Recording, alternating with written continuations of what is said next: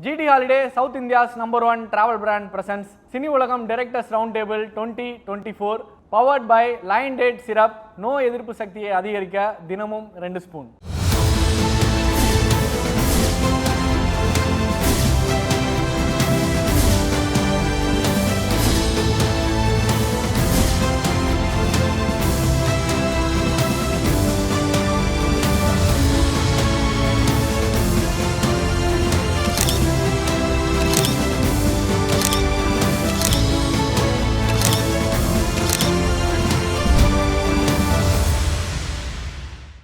Hola! Vacation to Dubai starts from ₹29,999 only. GT Holidays. Iron சத்து தலைமுடி உதிர்தலை தடுக்கும் மிதமான சூடுபாலில் கலந்து பருகலாம். லயன் டேட் சிரப் தினமும் 2 ஸ்பூன். சார் எல்லாருக்கும் வணக்கம் வணக்கம் வணக்கம் வணக்கம் வணக்கம். Pari, Nithilan sir and Paranjith sir, Venkat Prabhu sir, Rajkumar sir and Chidambaram sir எல்லாருக்குமே பெரிய பெரிய வணக்கம்.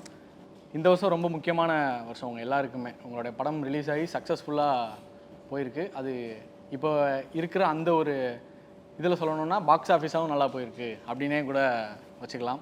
ஸோ எல்லாருக்குமே ரொம்ப ரொம்ப நன்றி வந்ததுக்கு. 2024 வந்து ரொம்ப சேலஞ்சிங்கான இயர். ஆரம்பத்தில் வந்து நமக்கு ரொம்ப சேலஞ்சிங்காக இருந்துச்சு. கிட்டத்தட்ட முதல் 3 மாதம் வந்து தமிழ் சினிமா என்ன பண்ணுது அப்படின்ற ஒரு பெரிய கேள்விக்குறியே எனக்கு தெரிஞ்சு எல்லாருக்குமே இருந்துச்சு அப்படின்றத வச்சுக்கலாம். 2024 உங்களுக்கு எவ்வளோ தூரம் சாட்டிஸ்ஃபைடாக இருந்துச்சு, எவ்வளோ தூரம் உங்களுக்கு ஒரு டிரெக்டராக ஹாப்பியாக இருந்துச்சு அப்படி சொல்லி நம்ம ஆரம்பிக்கலாம்னு நினைக்கிறேன். Starting with Chidambaram sir. ஏன்னா எனக்கு தெரிஞ்சு அவர் தான் அங்கே பிளேயர் சொல்லி போட்டார்னு நினைக்கிறேன். பெரிய நன்றி like for bringing me here and make me sit with Paranjit sir, Venkat sir and Nithilan and Rajkumar and Pari, and I'm very happy to be here and thank you for that. எனக்கு என்னென்னா இப்போ ஆரம்பத்தில் எனக்கு தெரிஞ்சு Manjummel boys box ஆஃபீஸில் இங்கே தமிழ்நாட்டில் பெருசாக ஒர்க் ஆச்சு. ஏன்னா எனக்கு தெரிஞ்சு மோர் தென் மலையாளம் இண்டஸ்ட்ரியை விட தமிழில் வந்து உங்களுக்கு பாக்ஸ் ஆஃபீஸ் பெரிய கலெக்ஷன் வந்திருக்கும். அதனால தான் thank you. 2024 is very happy for me and இதுக்கு மேலே என்ன கேட்க முடியும்னு எனக்கு தெரியாது. And is very happy for me. Manjummel Boys really did well for me. So 2024 was a great for me as well as Malayalam industry. So we were able to make good films. And also great films came out of Tamil also. And I think it's a good film for a good year for films in India, I think. A lot of films from every language. Yeah. First of all, ரொம்ப நன்றி. வந்து Ranjith sir, Venkat Prabhu sir, Nithilan brother, Pari, Chidambaram ஏற்கனவே ஒரு இடத்துல meet பண்ணேன். இவங்க எல்லாரையும் meet பண்ணுறதுக்கு ஒரு சந்தர்ப்பமாக இந்த ரவுண்ட் டேபிள் உங்கள் மூலமாக அமைஞ்சது. Thank you first of all for that. அப்புறம் நீங்கள் அப்படியே பயங்கரமாக ஃபாலோ பண்ணார் இதை அசம்பிள் பண்ணுறதுக்கு. ரொம்ப நன்றி. 2024 அஃப்கோர்ஸ் ஸ்பெஷல் ஆப்வியஸ்லி. பட் அது ரிலீஸ் வருஷம் மட்டும் இல்லை, அதுக்கு முன்னாடியே சில வருஷங்கள் இந்த படத்துக்காக இருக்கிறதுனால அது ரிலீஸ் பண்ணணும் அப்படிங்கிறது தான் இருந்துச்சு. பட் இன்றைக்கி எல்லோரும் படத்தை அக்செப்ட் பண்ணி படம் பெரிய வெற்றி அடைஞ்சிருக்கிறது ரொம்ப சந்தோஷமாக இருக்குது. ஸோ இந்த வருஷம் ஒரு நிறைவாக இருக்குது, மனசு நிறைவாக இருக்குது. நம்ம ஒரு நல்ல இன்டென்ஷனோட ஸ்டார்ட் பண்ண ஒரு ப்ராஜெக்ட், அது அந்த பயணம் கரெக்டாக போய் சேர்ந்துருக்குன்றதுல சந்தோஷமாக இருக்குது. நிறையா நல்ல படங்கள் வந்திருக்கு. தங்கலான் வந்து ஒரு அபரிவிதமான ஒரு ஹார்ட் ஒர்க் இருந்துச்சு படம் பார்க்கும்போது. விக்ரம் சார் அவர் டைரக்டர், ப்ரொடக்ஷன் டிசைன் SS மூர்த்தி ஆர்ட் டைரக்டர், அப்புறம் நிறையா அதில் வந்து ரொம்ப ரொம்ப உழைப்பு, கடின உழைப்பு இருந்தது தங்கலானில். சார் ஒரு பெரிய படம், அந்த படத்தோட ரிலீஸ் டேட்டை சுற்றி தான் இந்த வருஷ படங்கள் எல்லாமே டிசைட் பண்ணாங்க. ஆமாம், அந்த ரிலீஸ் டைம் லைன் அப்படிங்கிறத ஃபிக்ஸ் பண்ணுறதுக்கு வந்து கோட்டுடைய ரிலீஸ் டேட் எப்போ இருக்கும் அப்படிங்கிறத சுற்றி தான் எல்லா படங்களோட date, time line, post production work அது எல்லாத்தையும் சார்ட் அவுட் பண்ணுறதுக்கு அது ஒரு முக்கியமான படமாக இருந்தது. அண்ட் ஆப்வியஸ்லி அது பெரிய பிளாக் பஸ்டர் ஆகிருக்கு கோட்டு. அண்ட் மகாராஜா எனக்கு ஸ்க்ரீன் ரைட்டிங்காக ரொம்ப இம்ப்ரெசிவாக இருந்தது. அது அவள் குரங்கு பொம்மையே எனக்கு, நாங்கள் 2 பேரும் கிட்டத்தட்ட ஒரு 7.5 வருஷம் கழித்து படம் பண்ணியிருக்கோம். 2வது படம் நான் போன படம் ரிலீஸ் அப்போ ஒரு ஃபங்க்ஷனில் பார்த்தேன் அவர். அந்த வருஷம் தான் ரங்கூனும் ரிலீஸ் ஆச்சு, அவரோட குரங்கு பொம்மையும் ரிலீஸ் ஆகிருந்தது. ஸோ அவர் எனக்கு ஒரு 2-3 மாதம் முன்னாடி ரிலீஸ் ஆச்சுன்னு நினைக்கிறேன். அப்போது வந்து 2 மாதம் தள்ளி வந்தது குரங்கு பொம்மை ரங்கூன்லேருந்து. ஸோ பார்க்கும்போது ரொம்ப சந்தோஷமாக இருந்தது எனக்கு.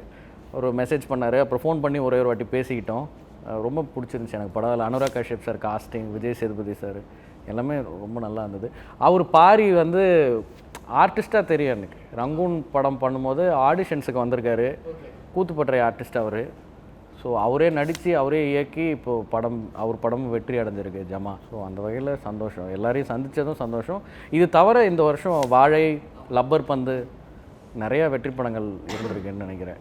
அது இவ்வளோ வருஷமாக டைரக்டராக இருந்துட்டு இவ்வளோ வருஷம் கழித்து ஒரு விஜய் சார் படம் கிடச்சது ஒரு ரொம்ப சந்தோஷமாக இருந்துச்சு. கமர்ஷியல் ஃபார்மேட்டில் ஒரு ஒரு ஒரு ஜனரஞ்சகமான ஒரு ஒரு ஃபில்ம் பண்ணி இந்த வருஷத்தில் ஒரு நல்ல பெரிய கலெக்ஷன் கொடுத்துருக்கு அப்படின்னு நினைக்கும் போது வெரி வெரி ஹாப்பி. நல்ல நல்ல சினிமாக்கள் வந்திருக்கு, எல்லாமே சொல்லிட்டாங்க. இங்கே இருக்கிற உங்கள் படம் எல்லாமே வந்து ஒரு அற்புதமான படைப்புகள். அதனால தான் அவங்ககிட்ட கேட்டேன், நான் இவ்வளோ அற்புதமான படைப்புகளுக்கு நடுவில் என்ன ஏன்டா கமர்ஷியலாக ஒருத்தனை கூப்பிட்டு உட்கார வச்சுருக்கேன் நீ அப்படின்னு சொல்லி நான் கேட்டேன். அதுக்கு தான் நான் ஒன்று சொன்னேன். அதான் சொன்னேன், அட்லீஸ்ட் ஒரு மாநாடு டைம்லேயாவது கூப்பிட்டுருந்தேன். அது அப்போ கொஞ்சம் அப்படி வேறு மாதிரி ஆகிருக்கும். இப்போ நல்ல பக்கா ஒரு கமர்ஷியல் படம் பண்ண ஒரு டைரக்டர். பட் ஆனால் வந்து நான் அப்பப்போ திட்டுவேன் வேணாலாம், இன்னும் கொஞ்சம் நல்ல ஜனரஞ்சகமாக கமர்ஷியலாக பண்ணுறேன். நான் கமர்ஷியல் தான் சார் பண்ணுறேன் எப்போவுமே சொல்லுவேன். நீங்கள் சொன்ன மாதிரி ஃபர்ஸ்ட் ஹாஃப் ஆஃப் த 2024 வந்து நிறைய படம், நிறைய ரீரிலீசஸ்லாம் நிறையா பண்ணிகிட்டு இருந்தாங்க.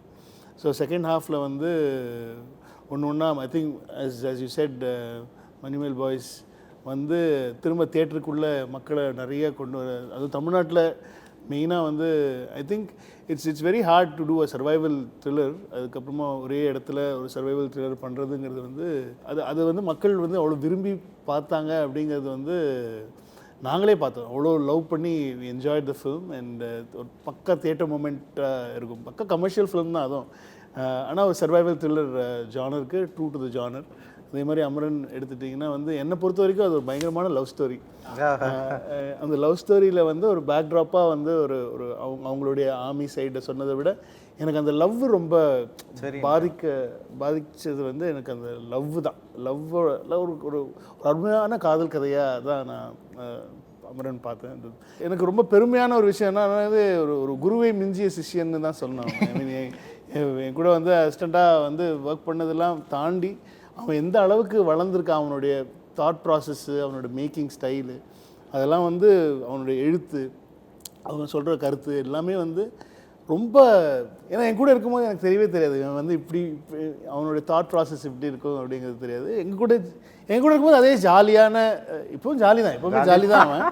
ஸோ ஆனால் வந்து அந்த தாட் எனக்கு வந்து அட்டகத்தி வந்து எனக்கு வந்து ரூட்டு தலைன்னு சொல்லி வேறு ஒரு ஐடியாவில் வந்து அந்த அந்த பிரசிடென்சி காலேஜ், அந்த காலேஜ் வச்சு ஒரு ஐடியா சொன்னப்போ அதுதான் ஃபஸ்ட்டு படமாக அட்டகத்தியாக வந்துச்சு. எனக்கு அப்புறம் அந்த செவுத்தை வச்சு ஒன்று பண்ணியிருக்கேன் சார், ஒரு செவரு பாலிடிக்ஸ் ஒன்று இருக்குதுன்னு சொல்லிட்டு எப்போ பார்த்து சும்மா நாங்கள் கதை டிஸ்கஸ் பண்ணும் போதெல்லாம் சொல்லிட்டு இருப்பாப்புல.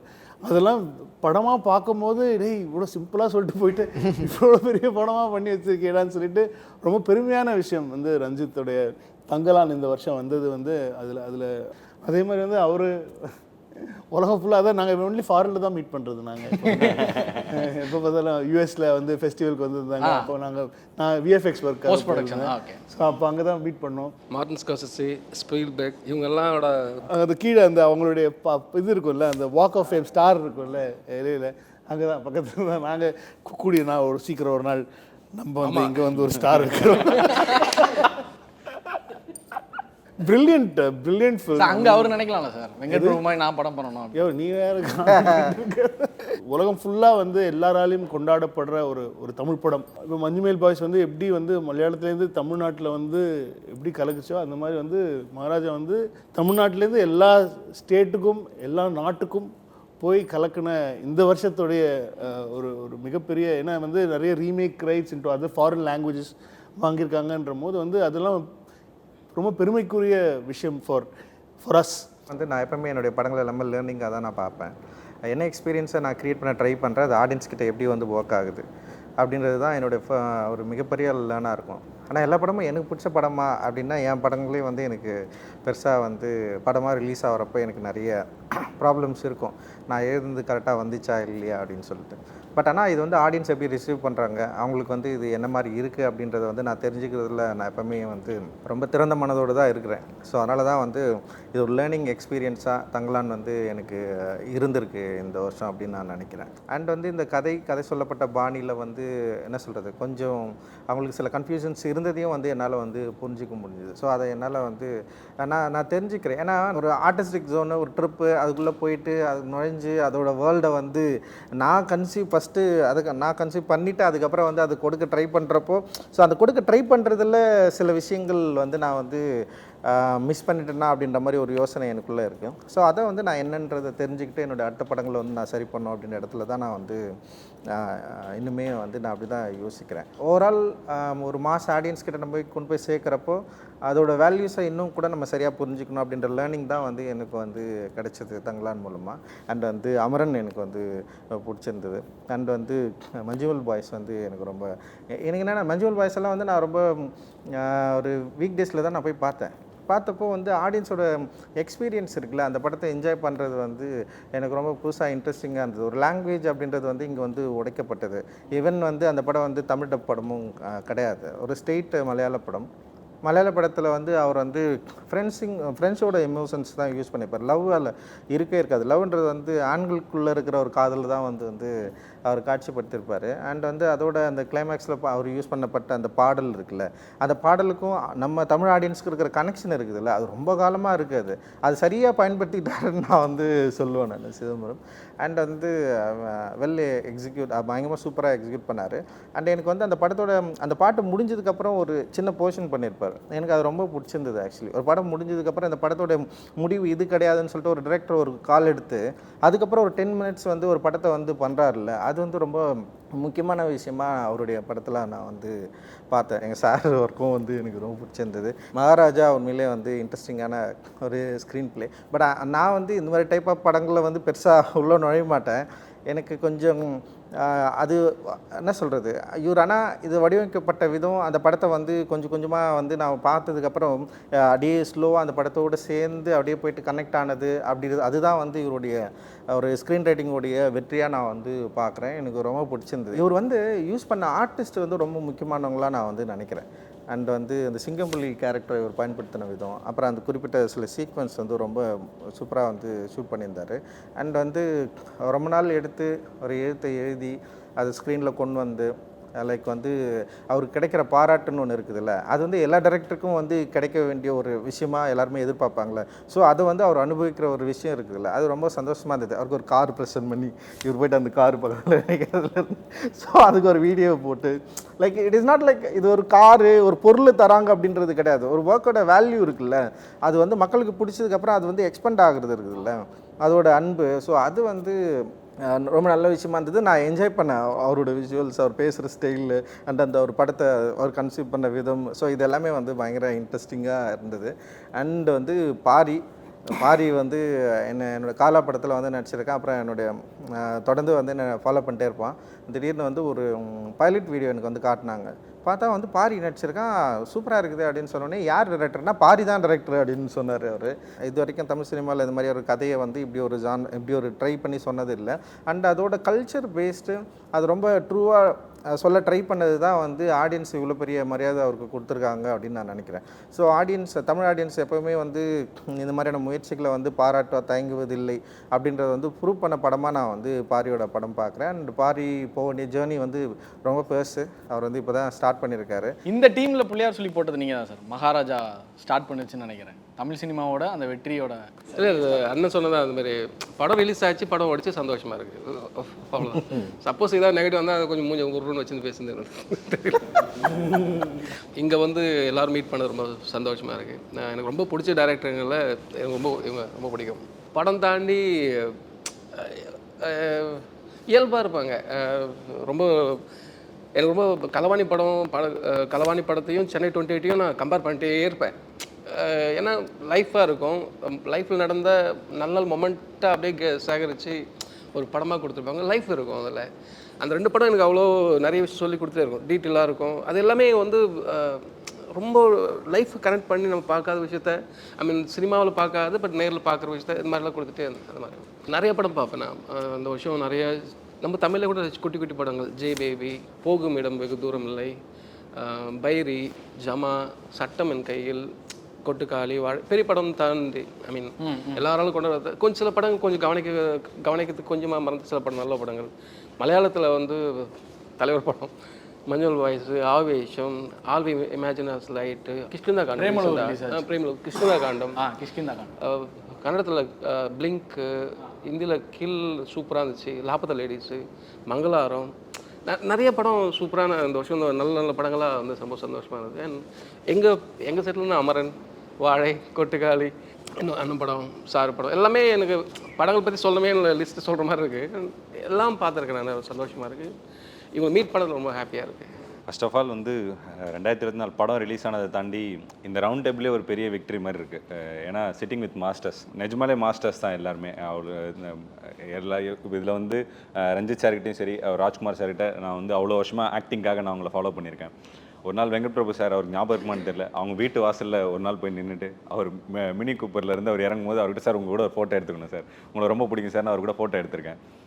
ஸோ இவர் வந்து ஷார்ட் ஃபிலிம் டைம்ஸ்லேருந்து இவரோட நானும் என் ஃப்ரெண்டும் இவரோட பெரிய ஃபேன். அவர் இந்த நாளை இயக்குனர் அந்த ஃபைனல்ஸில் புன்னகை வாங்கினால் கண்ணீரில் அதை பார்த்துட்டு என் ஃப்ரெண்டு ரொம்ப நாளாக சொல்லிட்டே இருப்பான். அவன் அது நித்திலன்னு ஒருத்தர் வந்தாரா, அந்த பேட்ச்லேருந்து எல்லோரும் படம் எடுத்துட்டாங்க, இவர் எப்படா படம் எடுப்பார். ஏன்னா அந்த பேர் ரொம்ப யூனிக்காக இருந்ததுனால அப்படி ரொம்ப நாளாக ஃபாலோ பண்ண ஒரு ஃபிலிம் மேக்கர். ஜமா மாதிரி ஒரு படம் பண்ணணும் அப்படின்னு ஒரு சில பேர் வந்து ஆசைப்படுவாங்க. அதே சமயத்தில் ஒரு தயக்கம் இருக்கும், மக்கள்கிட்ட பெருசாக போய் ரீச் ஆகுமா, இல்லை ஃபினான்ஷியலாக தேட்டருக்கெலாம் ரீச் ஆகுமா அப்படின்னு சொல்லி ஒரு பெரிய பயம் இருக்கும். பட் இந்த மாதிரி ஒரு ரெகக்னேஷன் கிடைச்ச மாஸ்டர்ஸ் கூட இங்கே உட்கார இந்த ஒரு ஸ்பேஸ் கிடைக்கும் போது, இதை பார்க்கும்போது எல்லாருக்குமே ஓகே, ஆத்தென்டிக்கான இந்த மாதிரி விஷயங்களும் வந்து கண்டிப்பாக போய் ரீச் ஆகும்ன்ற ஒரு கான்ஃபிடென்ஸோ ஒரு நம்பிக்கையோ இது மூலமாக வரும் அப்படிங்கிறது இருக்குது. ஸோ அதுக்கு வந்து இப்போ ஜமாவை இது பார்ட்டாக இங்கே வச்சது வந்து தேங்க்யூ. ஒரு டிரெக்டருக்கான அந்த அன்பிரிடிக்டபிலிட்டி எவ்வளோ முக்கியம்னு நினைக்கிறீங்க சார்? ஏன்னா சென்னை 28 நீங்கள் பண்ணுறீங்க சார், அது ஒரு மேபி ஒரு ஸ்மால் ஸ்கேலில் பண்ணப்பட்ட ஒரு படம்னு வச்சுக்கலாம். டூ பண்ணுறீங்க, அதுக்கப்புறம் பார்த்தா கட் பண்ணால் மாநாடு பண்ணுறீங்க, மறுபடியும் மேபி ஒரு ஸ்மால் பட்ஜெட் ஃபிலிம் தெலுங்கில் பண்ணுறீங்க, மறுபடியும் ஒரு பெரிய பட்ஜெட் ஃபிலிம் பண்ணுறீங்களா. இந்த அன்பிரிடிக்டபிலிட்டி இருக்குல்ல, உங்களுக்குமே எடுத்துக்கிட்டால் நான் பெரிய படம் சின்ன படம்ன்ற அந்த கம்பேரிசனுக்குள்ளே வரல, நட்சத்திரம் நகர்கிறது மாதிரியான ஒரு படம் பண்ணுறீங்க, அதுக்கப்புறம் தங்கலான் மாதிரியான ஒரு படம் வருது, அதுக்கு முன்னாடி நட்சத்திரம் நகருக்கு முன்னாடி சார்பட்டா மாதிரியான ஒரு படம் வருது. இந்த ஒரு அன்பிரிடிக்டபிலிட்டி இருக்குல்ல, இப்போ நீங்கள் அடுத்து என்ன பண்ண போகிறீங்கன்னு எங்களுக்கு ஒரு பெரிய டவுட்டு தான். ஏன்னா 2 ஸ்கிரிப்ட் வச்சுருக்கீங்க, தினேஷ் கூட பண்ண போகிறீங்களா இல்லை சார்பட்டா பரம்பரை 2 பண்ண போகிறீங்களா அப்படின்ற ஒரு அந்த அன்பிரிடிக்டபிலிட்டி இருக்குல்ல, இது ஒரு டிரெக்டருக்கு வந்து எவ்வளோ முக்கியன்றதை நினைக்கிறீங்க? எல்லா டைரக்டர்ஸுக்கும் அவருக்கு வித்தியாசமான படம் பண்ணுறோம். Like we all shift genres and as a movie should be unpredictable.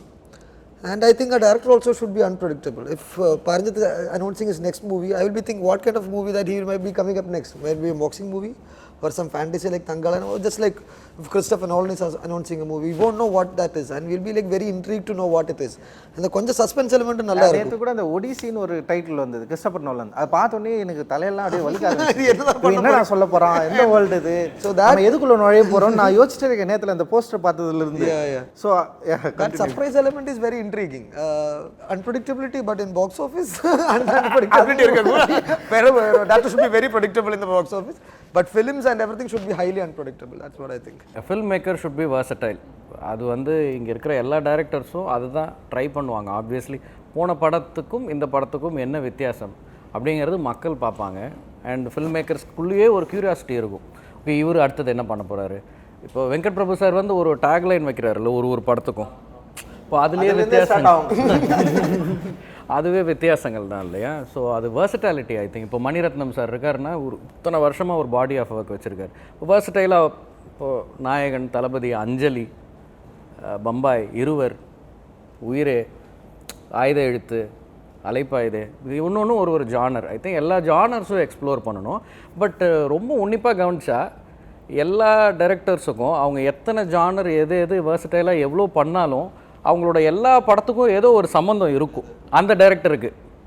இப்போது அந்த டைரக்டர் இப்போ நான் 2 படம் தான் பண்ணியிருக்கேன், அடுத்தடுத்து எது பண்ணாலும் இல்லை ஏற்கனவே இவங்க நிறைய படம் பண்ணவங்களை வச்சு நம்ம பார்த்தாலும் அவங்க அதை ரியலைஸ் பண்ணுவாங்களா தெரியல. ட்ரூ. அது வந்து ஒரு கதை தான், அது ஒரு கதை வந்து எங்கே எத்தனை நிறுத்துதோ அங்கேருந்து இன்னொரு கதை ஸ்டார்ட் ஆகும். அது ஒரு த்ரெட் இருக்கும். அவங்களோட கரியர் முடிச்சு பார்க்கும்போது அவங்களோட ஃபில்மோகிராஃபியை பார்த்தா ஒர்க் ஆகிருக்கு ஒர்க் ஆகலைங்கிறதெல்லாம் தாண்டி ஒரு கனெக்ஷன் இருக்கும். அது I think that film makers expression, that is what he's. அது அந்த பர்சனாலிட்டி அந்த ஃபில்மில் தெரியும்னு நினைக்கிறேன். நான் தங்கலான் முடிச்சதுக்கு அப்புறம் தான் நான் கண்டுபிடிச்சேன் எனக்கு அது. இப்போ நம்ம என்னன்றது இது நம்ம சொல்ல முடியாது. இது வந்து இப்போ தெரியல, அது அந்த மாஸ்டர் ஃபில்ம் மேக்கராக இருந்தால் கூட அவங்கள பற்றி அவங்க ரசிகர்களோ இல்லை ஒரு சக ஃபில்ம் மேக்கரோ தான் நீங்கள் வந்து எப்போவுமே இந்த மாதிரி ஒன்று இது இருக்குது அப்படின்னு ஒன்று இருக்கும். அதுக்கும் ஜானருக்கும் சம்மந்தமே இல்லை. ஆமாம், அப்படி ஒன்று இருக்கும்னு நினைக்கிறேன். But I think a film maker should be versatile. நமக்கும் அது நல்ல எக்ஸ்பீரியன்ஸாக இருக்கும், பார்க்குறவங்களுக்கும் இருக்கும். இப்போது எனக்கு அவர் பேசும் போது அவர் வந்து ஏன் ஒர்க் ஆச்சு ஏன் ஒர்க் ஆகலைங்கிறத போய் நான் லேர்னிங்காக கண்டுபிடிப்பேன்னு சொன்ன விஷயம் ரொம்ப பிடிச்சிது. ஏன்னா அது ரொம்ப முக்கியம்.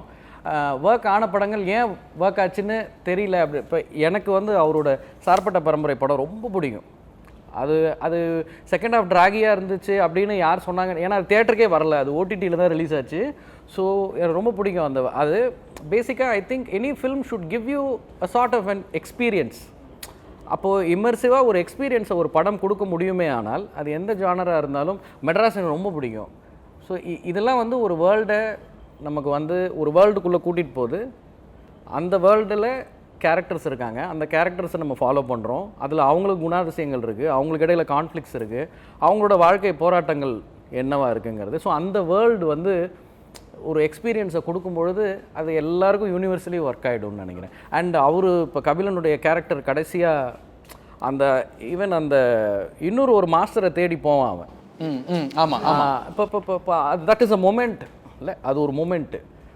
அப்போ ஒரு அந்த பாக்ஸிங் தனியாக போய் ஒரு பிரத்யேகமாக வேற ஒரு ட்ரைனிங், அவன் அது வரைக்கும் இருந்த குருவை விட்டுட்டுன்னு இல்லை, அவர் வந்து அப்போ அபேண்டன் பண்ணுறாரு, அவன் மேலே கோபமாக இருக்கார். ஒரு ஷார்ட் இருக்கும், அப்படி பார்ப்பார், ஒரு தொப்பை இருக்கும், ஒரு சின்ன இன்சர்ட் தான் தெரியும். அதனால் பசுபதி சாருக்கு அவர் மேலே இருக்கிற கோபம் இருக்கும். அதுக்கு பின்னாடி ஒரு பொலிட்டிக்கல், அந்த சமயத்தில் நடந்த ஒரு பொலிட்டிக்கல் பேக்ட்ராப்பில் கதை போயிட்டுருக்கும். So I think that's an experience as it self. அதுதான் அது ஒர்க் ஆகிறதுக்கான காரணம். சார்பட்டா பரம்பரை நான் வந்து படம் ஃபுல்லாக பார்க்கவே இல்லை, படம் ரிலீஸ் ஆனதுக்கப்புறம் இப்போ வரைக்கும். ஏன்னா என்ன வருத்தம்னா வந்து ஸ்க்ரீனில் வந்துருக்கணும், ஆனால் வந்து வீட்டில் எல்லோரும் உட்காந்து பார்த்துட்டு இருந்தாங்க. நான் கொஞ்ச நேரம் படம் பார்த்தேன், எனக்கு தலைவலி வந்துடுச்சு ஃபஸ்ட் டைம். அப்போ தான் வந்து இது ஆன்லைன் வந்து வெளியே வருது. சரி, நான் வெளியே வந்துட்டேன், படம் பார்க்க முடியும் வந்துட்டு. அப்புறம் படத்தை பற்றி என்ன சொல்கிறாங்கன்னு வெயிட் பண்ணிட்டே இருக்கேன். அப்புறம் படம் நல்லா இருக்குன்னு சொல்லிட்டாங்க. அந்த நிமிஷமே அந்த படத்துலேருந்து வெளியே வந்துட்டேன். பட் ஆனால் இப்போ வரைக்கும் நான் தங்கலான்லேருந்து வெளியே வரவே இல்லை. தங்கலான் உலகத்துக்குள்ளேயே வந்து நான் அப்படியே வந்து அதுக்குள்ளே இருந்து சரி என்ன நடந்துகிட்ருக்கு, ஸோ இது ஏன் வந்து நம்ம வந்து கரெக்டாக வந்து டெலிவரி பண்ணாமல் ஏன் வந்து இது கனெக்ட் ஆகலை அப்படின்னு ஒன்று இருக்குது இல்லை, அது வந்து தேடிட்டே இருக்கேன். ஸோ அந்த தேடல் தான் இப்போ அடுத்த படத்துக்கு வந்து எனக்கு ஒரு பெரிய ஒரு என்ன சொல்கிறது புஷ்ஷாக இருக்குது. ஸோ இதுதான் வந்து என்னை வந்து புஷ் பண்ணி தள்ளுது. நீ இப்போ இந்த இடத்துல வந்து இப்போ இந்த படம் வந்து இப்படி இருக்குன்னா, ஸோ இதை வந்து நீ எப்படி வந்து ஸ்ட்ரக்சர் பண்ண போகிற, இந்த கிராஃப்ட் வந்து எப்படி வந்து அவங்களுக்கு கொடுக்க போகிற, திரும்ப வந்து வேட்டும் வந்து லைக் வந்து அதோட வேர்ல்டு இருக்குல்ல, அந்த வேர்ல்டு வந்து பயங்கரமாக எக்ஸைட் பண்ணுது. ஸோ அந்த வேர்ல்டை வந்து நம்ம வந்து எப்படி வந்து கரெக்டாக கொடுக்க போகிறோம். ஸோ இதுதான் விஷயமே அப்படின்னு நான் நினைக்கிறேன். நான் எனக்கு பிடிக்குன்றதை விட வந்து இந்த வார்த்தை இருக்குது இல்லை, இது என்ன ஒரு சவால் இருக்குல்ல ஒரு கிரியேட்டருக்கு, அது வந்து பயங்கரமாக இருக்கும். சம்டைம் வந்து ஷூட் பண்ணிட்டே இருப்பேன், டக்குன்னு வந்து நம்ம ஏன் டைரக்டராக இருக்கும், டைரக்டராக இருக்காம ஓடிலாம் ஆடிடலாம் எனக்கு தோணும். காரணம் என்னென்னா எல்லோரையும் கொடுமை பற்றின்னு இருப்போம், நம்ம சுற்றி எல்லாரும் பயங்கரமாக கஷ்டப்பட்டு வேலை செஞ்சுட்டு இருப்பாங்க. அப்போ வந்து ஒரு சின்ன சீன் இருக்கும், அந்த சின்ன சீன் எடுக்க தெரியாது, டக்குன்னு எடுக்க தெரியாமல் போயிடும். நமக்கு அந்த ஷார்ட் வைக்கிறதுல பிரச்சனை இருக்கும், இமோஷன்ஸ் கரெக்டாக உள்ளே வராது. அதை வந்து கிராக் பண்ணவே முடியாது, அந்த சீனை கிராக் பண்ணவே முடியாது. எந்த ஷார்ட்டை இப்போ க்ளோஸ்அப் வைக்காமல் ஒய்டு வச்சிருக்கணுமான்னு தோணும். லைக் வந்து அப்போ ஒய்டு எடுத்துக்கலாம் க்ளோஸ்அப் எடுத்துக்கலான்னு சொன்னால் அப்போ நீ ஏன்டா டேரக்டராக இருக்குன்னு தோணும். லைக் உனக்கு தெரியணும்ல இது வந்து க்ளோஸ்அப் வச்சா இது வந்து வேலிடாக இருக்குன்னு சொல்லிட்டு. ஸோ அந்த பிரச்சனை திடீர்னு வந்துடும். அது வந்து நான் நிறைய முறை மாட்டியிருக்கேன். நான் அந்த டைம்லலாம் வந்து நம்ம ஒரு வேளை ஏமாத்துறோமோ டிரெக்டரா அப்படின்ற மாதிரிலாம் எனக்கு தோணும். சரி, அதுக்கப்புறம் யோசிச்சு நானே எனக்கு ஒரு பதில் சொல்லி சரி ஓகே இதை வந்து நம்ம ட்ரை பண்ணுவோன்னு சொல்லிட்டு ஃபைட் பண்ணி எடுப்பேன். ஆனால் ஒரு சில டைம் வந்து சரியாக வராது. ஆனால் ஒரு சில டைம் வந்து நம்ம நினச்ச மாதிரி பயங்கரமாக ஒர்க் ஆகும். டிரெக்டராக எனக்கு ஒரு பெரிய லவ் இருக்கும் அந்த சீன் மேலே. ஆனால் ஆடியன்ஸ் அது எது ஒர்க் ஆகாமல் போதோ அது பயங்கரமாக பாராட்டுவாங்க, சூப்பராக இருக்குன்னு. எனக்கு ரொம்ப பிடிச்சிருக்குல்ல அந்த சீன் ரொம்ப சாதாரணமாக கடந்து போயிடுவாங்க. லைக் வந்து சார்பட்டாவில் அப்படி ஒரு சீன் இருக்குது. எப்படின்னா வந்து அவன் கனவுலேருந்து எழுந்துப்பான், அவங்க அப்பாவை வந்து வெட்டுற சீன் வரும். எனக்கு அந்த சீன் வந்து நான் ஷூட் பண்ணுறப்போ பயங்கர எமோஷ்னலாக இருந்தது. அவங்க அப்பா வந்து கத்திட்டு வருவார், அவங்க ஒய்ஃப் கூட நடந்து வரப்போ திடீர்னு கத்துவார், திடீர்னு ஒருத்தன் வந்து அவங்கள வந்து வெட்ட வருவான், அந்த பையன் வந்து அழுவான், அதுலேருந்து அவன் கனவுலேருந்து அவன் எழுந்துப்பான். அந்த சீனை கிட்டத்தட்ட யாருமே அதை வந்து பேசவே இல்லை, அதை பற்றி யாரும் யோசிக்கவே இல்லை. ஒருத்தன் யாரும் நார்மலாக கமெண்ட் பண்ணியிருந்தான் இப்படி ஒரு சீன் வைக்க வேண்டிய அவசியமே இல்லை வேறு சொல்லியிருந்தான். ஆனால் எனக்கு வந்து அந்த சீன் பயங்கர சூப்பரான சீன். ஆக்சுவலி பட் அந்த பேக் ஸ்டோரி வந்து ரொம்ப கனெக்டிங்காக இருந்தது. அதான் அவங்க சொல்ல மாட்டாங்க, அது ஒர்க் ஆகலைன்னு சொல்கிறது நம்ம தேடி நம்ம விமர்சனத்தையுமே நம்ம தேடி பார்ப்போம்.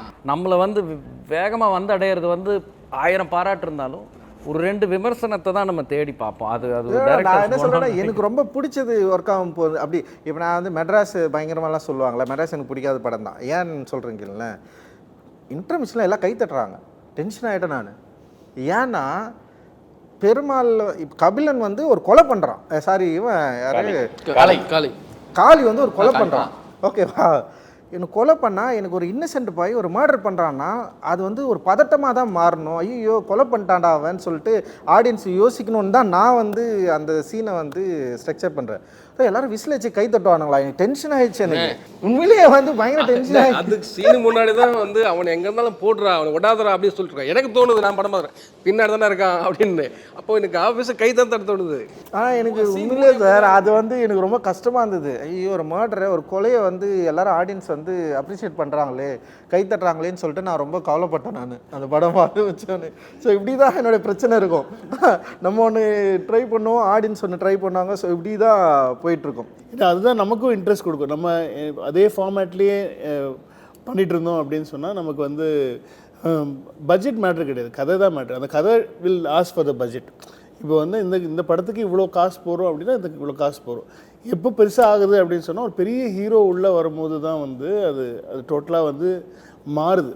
இப்போ நமக்கு இந்த கதைக்கான ஆர்டிஸ்ட் வச்சு நம்ம பண்ணும்போது வந்து அது கம்மியாக தான் இருக்குது. ஸோ அதனால தான் அது பட்ஜெட் வச்சு நம்ம எதுவுமே டிசைட் பண்ண களம் கதை இதுதான் வந்து நம்ம எப்படி நம்ம புதுசாக சொல்ல போகிறோம். ஒரே கதை தான், அதே பாட்டி வடை சுடுது, காக்கா தூக்கிட்டு போகுது, எல்லாம் கதை என்னமோ ஒரு கொஞ்சம் தான் இருக்குது கதை. என்னதான் இருந்தாலும் லவ் ஸ்டோரி, ஒரு பையன் ஒரு பொண்ணை லவ் பண்ணுறான். அதனால் அது வேறு எந்த களத்தில் அவன் லவ் பண்ணுறான், எந்த மாதிரியான சுச்சுவேஷன்ஸ் கொடுக்குறோம் அவனுக்கு, இந்த மாதிரி அந்த கதையை நம்ம புதுசு பண்ணி நம்ம சொல்ல போகிறோம். ஸோ அதுதான் அது வந்து ஒரு ஃபாரினில் நடக்குதுன்னா அது வந்து வேறு மாதிரி ஒரு விஷயமாக நடக்குது. அது நம்ம மண்ணப்புறத்து பக்கத்தில் நடக்குதுன்னா அது வேறு மாதிரி ஒரு விஷயத்தில் நடக்குது. ஸோ அவ்வளோதான் வித்தியாசத்தை தவிர ஃபீலிங் என்னமோ எல்லா இடத்துலையுமே ஒன்று தான். நீங்கள் சொல்கிற மாதிரி வந்து நிறைய விஷயங்கள் வந்து நிறைய டவுட் வரும், நிறைய ஸ்டக் ஆகும். நம்ம எடுக்கும் போதே வந்து இப்போ நம்ம சொல்ல வர சீன் வந்து நம்ம நினச்ச மாதிரி சொல்லிடுறோமா அப்படிங்கிற ஒரு பயம்லாம் இருக்கும். பிடிச்சி நிறைய விஷயங்கள் எடுப்போம், அதை பற்றி பேசவே மாட்டானுங்க. நம்ம இது ஒரு சின்ன சப்பு மேட்ரு ஏதோ ஒன்று வச்சுருப்போம், அது வந்து பார்த்திங்கன்னா இது ஒரு குறியீடு, இது வந்து அந்த விட கரெக்ஷன் பண்ணி வேறு லெவல். இதுக்கு தான் டேரக்டர் ஃபஸ்ட் ஹாஃப்லேயே அதை சொன்னேன் நான் அப்படிலாம் ஒன்றும் பண்ணல. அந்த மாதிரிலாம் நிறையா நடக்கும். பட் நம்ம அது வருத்தமாக இருக்கும். எங்கள் அப்பாவே சொல்லியிருக்காரு. எங்கள் அப்பா வந்து பயங்கரமாக விரும்பி பயங்கரமாக வந்து ஒரு படம் வந்து பயங்கர சொல்லி அது ஒரு கமர்ஷியல் படம் தான். அர்ஜுன் சார் வச்சு ஒரு படம் பண்ணார், அண்ணனுக்கு ஜெயின்னு சொல்லி ஒரு படம் பண்ணார். அது பயங்கரமாக அப்படி ஃபீல் பண்ணி செதுக்குனாங்களாம். அதுக்கப்புறம் வந்து பக்கத்தில் வந்து இன்னொரு அடுத்த படம் வந்து இன்னும் ராமராஜன் சார் வச்சு ஒரு படம் பண்ணுறாங்களாம். அது ஏதோ போனால் போது சார் ஒரு 30 நாளில் போய் ஒரு படம் எடுத்துகிட்டு வந்துட்டாங்களாம். அதுதான் கரகாட்டக்காரன். அவர் நினச்சே பார்க்கலையா அந்த படம் போய் பிச்சுன்னு வரல, இது அட்டர் ஃப்ளாப்பான். என்ன நான் ஒரு காவியம் எடுத்து வச்சுருக்கேன், ஒருத்தரும் பார்க்க மாட்டேங்கிறான், எங்கே நான் சும்மா போய் எடுத்துகிட்டு வந்து அந்த படம் இப்படி ஓடுது பிச்சுங்க அப்படின்னு சொல்லிட்டு. ஸோ எல்லாருக்குள்ளேயும் அது இருக்கும்னு நினைக்கிறேன். ஐ திங்க் அது ஒரு படமாகவே இருந்து சொல்கிறேன் நான். பட் ஆனால் ஒரு நம்ம சொல்கிற சீன்ஸ்குள்ளேயும் அது கண்டிப்பாக I think it's always there. அந்த டவுட் இருக்குது எனக்கு, நான் டேரக்டர் தானா அப்படிங்கிற டவுட் எல்லாருக்குமே அப்பப்போ கொடுத்துரும். நான் அட்டகத்தின்னு ஒரு ஜானர் ஏன் பண்ணேன்னா சென்னை 28 ஹிட் ஆயிடுச்சு. சரி ஏன் ஹிட் ஆச்சுன்னு நான் ஒரு ஆராய்ச்சிக்குள்ளே போனேன். சென்னை 28 ஏன் ஹிட் ஆச்சு அப்படின்னா சென்னை 28 முழுக்க மக்களோட லைஃப்பை அதோடய எசன்ஸை வந்து எதை பற்றியும் யோசிக்காமல் பண்ணார் சார். எதை பற்றியும் யோசிக்கவே இல்லை. அவருக்கு பிடிச்சது அந்த வேர்ல்டு பிடிச்சது. அந்த வேர்ல்டை பற்றி பிடிச்சதுக்கப்புறம் அவர் சின்ன வயசில் அவர் எப்படி வாழ்ந்தார், லைக் வந்து யூபியோட லைஃப்னு ஒன்று இருக்குல்ல, அது எல்லோரும் வெளியே பார்க்குறப்போ வந்து ஒரு இளையராஜா ஃபேமிலி மாதிரி இருக்கும். ஆனால் அவர் வாழ்ந்தது முழுக்க வந்து ஒரு ஹவுசிங் போர்டு ஒரு அந்த சரௌண்டிங்கில் அந்த லைஃப் ஸ்டைலோடு வாழ்ந்ததுனால அவருக்கு அந்த கேரக்டர்ஸ் இருக்காங்கல்ல, அந்த படத்தில் நடிச்சவங்க எல்லாருமே அவரோட ஃப்ரெண்டோட கேரக்டர்ஸ் தான் எல்லாருமே. அந்த எல்லார் பற்றியும் அவருக்கு வந்து தெரியும். ஸோ அவர் வந்து ஒரு கதையை நரேட் பண்ணுறப்பவே இம்ரான்னா ரியல் இம்ரான் பற்றி அவர் சொல்லுவார். லைக் வந்து அதில் ஆம்புலன்ஸ் டிரைவர் யார் இருக்கிறாருன்னா அவர் வந்து ஒரு ரியல் கேரக்டர் தான் அவர். ஸோ அப்படி ரியல் கேரக்டரை வச்சு அவர் என்ன பண்ணுறாருன்னா அவர் பில்ட் பண்ணுறாரு. பில்ட் பண்ணி ஏற்கனவே சினிமாவில் சொல்லப்பட்ட ஒரு கதை வடிவம் இருக்குதுல்ல, அது டோட்டலாக பிரேக் பண்ணிட்டு டக்குன்னு வந்து பசங்களை வச்சு சொல்கிறாரு. அதுக்கு முன்னாடி இது மாதிரி புது பசங்களை வச்சு ஒரு படம் எடுத்து எந்த படமும் ஹிட் ஆகல. அப்போ வெண்ணிலா கபடி குழு மட்டும்தான் வந்து அப்படி ட்ரை பண்ணி நமக்கு அப்புறம் வருது அது. ஸோ சென்னை 28 வந்து அப்படி வந்து எழுதி நானுமே வெயிட் பண்ணுறேன், இது என்னடா நடக்க போகுது தியேட்டரில் அப்படின்னு சொல்லிட்டு.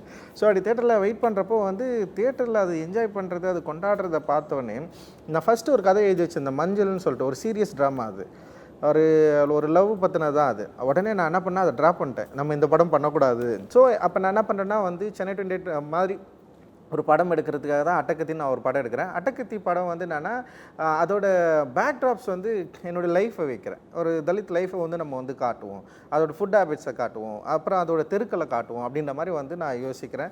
அண்ட் வந்து பாபாசாஹிப் இமேஜை காட்டுவோம். ஸோ அப்போ நான் என்ன பண்ணேன்னா ஒரு ஜாலி படம் தான். பட் ஜாலி படத்துக்கு பின்னாடி வந்து நான் என்ன சொல்ல போகிறேன், நான் எதை நோக்கி போக போகிறேன், என்னுடைய ட்ரைவ் எங்கே போக போகுது, ஸோ அதை வந்து நம்ம வந்து இந்த படத்தை வந்து உருவாக்கலாம் அப்படின்னு யோசிச்சு தான் நான் அப்படி பண்ணுறப்போ அந்த படம் 2 விதமாகவும் ஏற்றுக்கொள்ளப்பட்டது. ஒன்று வந்து இது வந்து இந்த பாலிடிக்ஸை பேசுகிற இது மாதிரி விஷயத்தை வந்து முன்வைக்குது, ஃபுட் ஹேபிட்ஸை பற்றி பேசுது அப்படின்ற மாதிரி வந்து ஃபஸ்ட்டு நிறைய பேர் வந்து பேச ஆரம்பித்தாங்க. ஆனால் அது வந்து ஸ்லோராக தான் பின்னாடி தான் அது கவனமாக பேசப்பட்டது. அதுக்கு முன்னாடி வந்து ஒரு ஜாலியான லவ் படம் ஒரு வந்து அப்படி தான் எல்லாருமே பார்க்கப்பட்டது.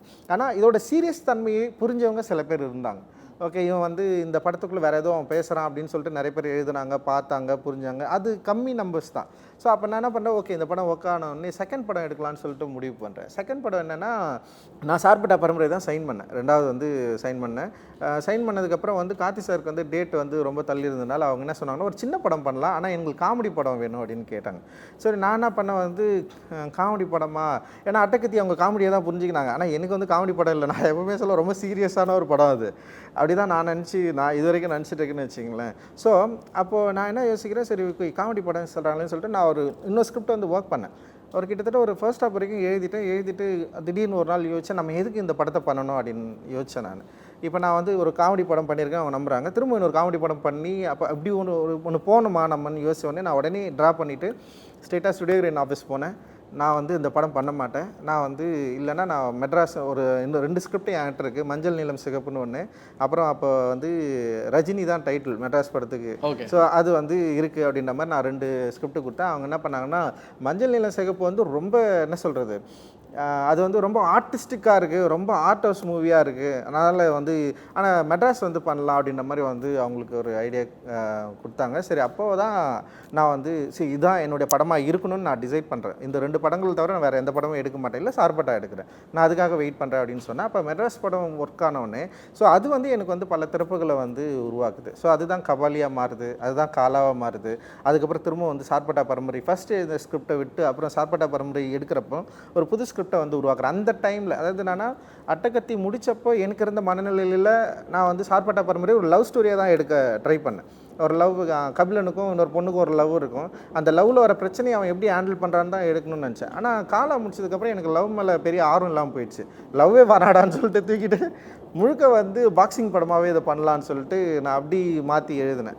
ஸோ அப்படி மாற்றி எழுதினோடனே அது பயங்கரமாக ஒர்க் ஆனோடனே எனக்கு வந்து என்ன ஆச்சுன்னா, நான் ரொம்ப ஆட்டோஸ் விரும்பி நான் நிறைய ஆட்டோஸ் படங்களை பார்த்துட்டே இருப்பேன். சரி எனக்கு என்ன தோணுச்சுன்னா, எந்த கட்டுப்பாடுகளும் இல்லாமல் நம்ம எங்கே பார்க்கலாம் அப்படின்ற மாதிரி எனக்கு தோணுச்சு. யாரும் என்னை வந்து ப்ரெஷர் பண்ணாமல் கட்டுப்பாடே இல்லாமல் நம்ம ஒரு படம் எடுக்கலாம்னு சொல்லிட்டு தான் வந்து நான் வந்து நட்சத்திரம் நகர்க்கிறத வந்து எடுத்தேன். அது வந்து முழுக்க எனக்கு ஒரு உலகம் இருக்குல்ல, நான் டெய்லி பேசிகிட்டு இருக்கிறது இருக்குல்ல, என்னுடைய டயலாக்ட் இருக்குல்ல, டயலாக்ஸ் அண்ட் வந்து என்னுடைய தேவைகள், அப்புறம் இது எல்லாத்தையும் வந்து ஒரு ஸ்ட்ரெயிட் நரேட்டிவாக சொல்லாமல் எனக்கு விருப்பப்பட்ட ஒரு மொழியில் சொல்ல நான் வந்து முயற்சி. அது எந்த மாதிரியான ஃபார்மே இருக்காது, திடீர்னு கிளைமேக்ஸில் ஒரு வில்லன் வருவான். ஸோ அந்த மாதிரி வந்து அதை வந்து ட்ரை பண்ணியிருப்பேன். ஸோ அப்படி பண்ணது தான் வந்து நட்சத்திரம் நகர்கிறது. நட்சத்திரம் நகர்றது முடிஞ்சவொடனே வந்து தங்கலான் அப்படி போயிட்டேன். இப்போ தங்கலான் வந்து எனக்கு கொடுத்த அந்த எக்ஸ்பீரியன்ஸ்லேருந்து இப்போ வேட்டோம்னு ஒன்று உள்ளே போகிறேன். அது வந்து அப்படியே ஒரு செம இன்ட்ரெஸ்டிங்கான வேர்ல்டாக இருக்கும் அப்படின்னு நான் நம்புகிறேன் நான். அண்ட் சார்பட்டா 2 அதுவுமே வந்து ஏற்கனவே பார்த்த சார்பட்டா 2லேருந்து எப்படி அதை வந்து பண்ண முடியும் அப்படின்னு நான் யோசிக்கிறேன். ஸோ அதை வந்து இப்போ வந்து எழுதிட்டுருக்கிறேன். இன்னைக்கு வரைக்கும் என் படம் ஏன் ஒர்க் ஆகுச்சுன்னு சொல்லிட்டு எனக்கு எதுவுமே தெரியாது.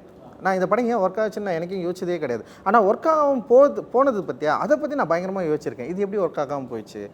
இப்போ எல்லா படமும் வந்து பயங்கரமாக அப்படி இருக்கணும்னுலாம் அவசியம் இல்லை. ஸோ இது ஒரு எக்ஸ்பீரியன்ஸ் தான் actually. Do reviewers play a major role in film success, box office collection அப்படின்ற ஒரு விஷயம் கேட்கணும். அதுக்கு முன்னாடி இப்போது வந்து அந்த ரிவ்யூஸ்லாம் இருக்குல்ல, மேபி ஒரு வாரம் 10 நாளைக்கு முன்னாடி நம்ம பார்த்துருப்போம். விமர்சனங்கள் வந்து கிட்டத்தட்ட ஒரு 3-4 நாளைக்கு அப்புறம் தான் விமர்சனங்கள் வரணும். முக்கியமாக பப்ளிக் ஒப்பீனியன்ஸ் எல்லாமே ஒரு வாரத்துக்கு அப்புறம் தான் எடுக்கணும் அப்படின்னு சொல்லி இங்கே ஒரு அக்ரிமெண்ட் ஒன்று போடலாம் அப்படின்னு சொல்லி பிளான் பண்ணிகிட்டு இருந்தாங்க. நீங்கள் அந்த பாக்ஸ் ஆஃபீஸ் இந்த ஃபிலிமோட சக்ஸஸில் வந்து ரிவ்யூவர்ஸ் எவ்வளோ பெரிய மேஜர் ரோல் ப்ளே பண்ணுறாங்கன்னு நினைக்கிறீங்க? But as far as I make films, I don't make films thinking what reviewers will say. And review ரொம்ப புதுசு அல்ல, because 3 days ago I happened to see a newspaper article from 19 1932 or something, that 47 something like that. That day was the first Malayalam talkie, like a film with spoken dialogues came out. It's called Balan. And அதோட report தான் இந்த மலையாளத்தில் படம், அதோட old news paper cutting, அதில் கூட review இருக்குது. அந்த ஃபஸ்ட்டு படத்தை கூட அவர் ரிவ்யூ பண்ணியிருக்கு. அந்த படத்தோட சினிமாட்டோகிராஃபி சரியில்லை, கேரளத்தோட நேச்சுரல் பியூட்டி அதில் காமிக்கல, அதெல்லாம். So review is not in very new thing. It's been there from the first cinema it self.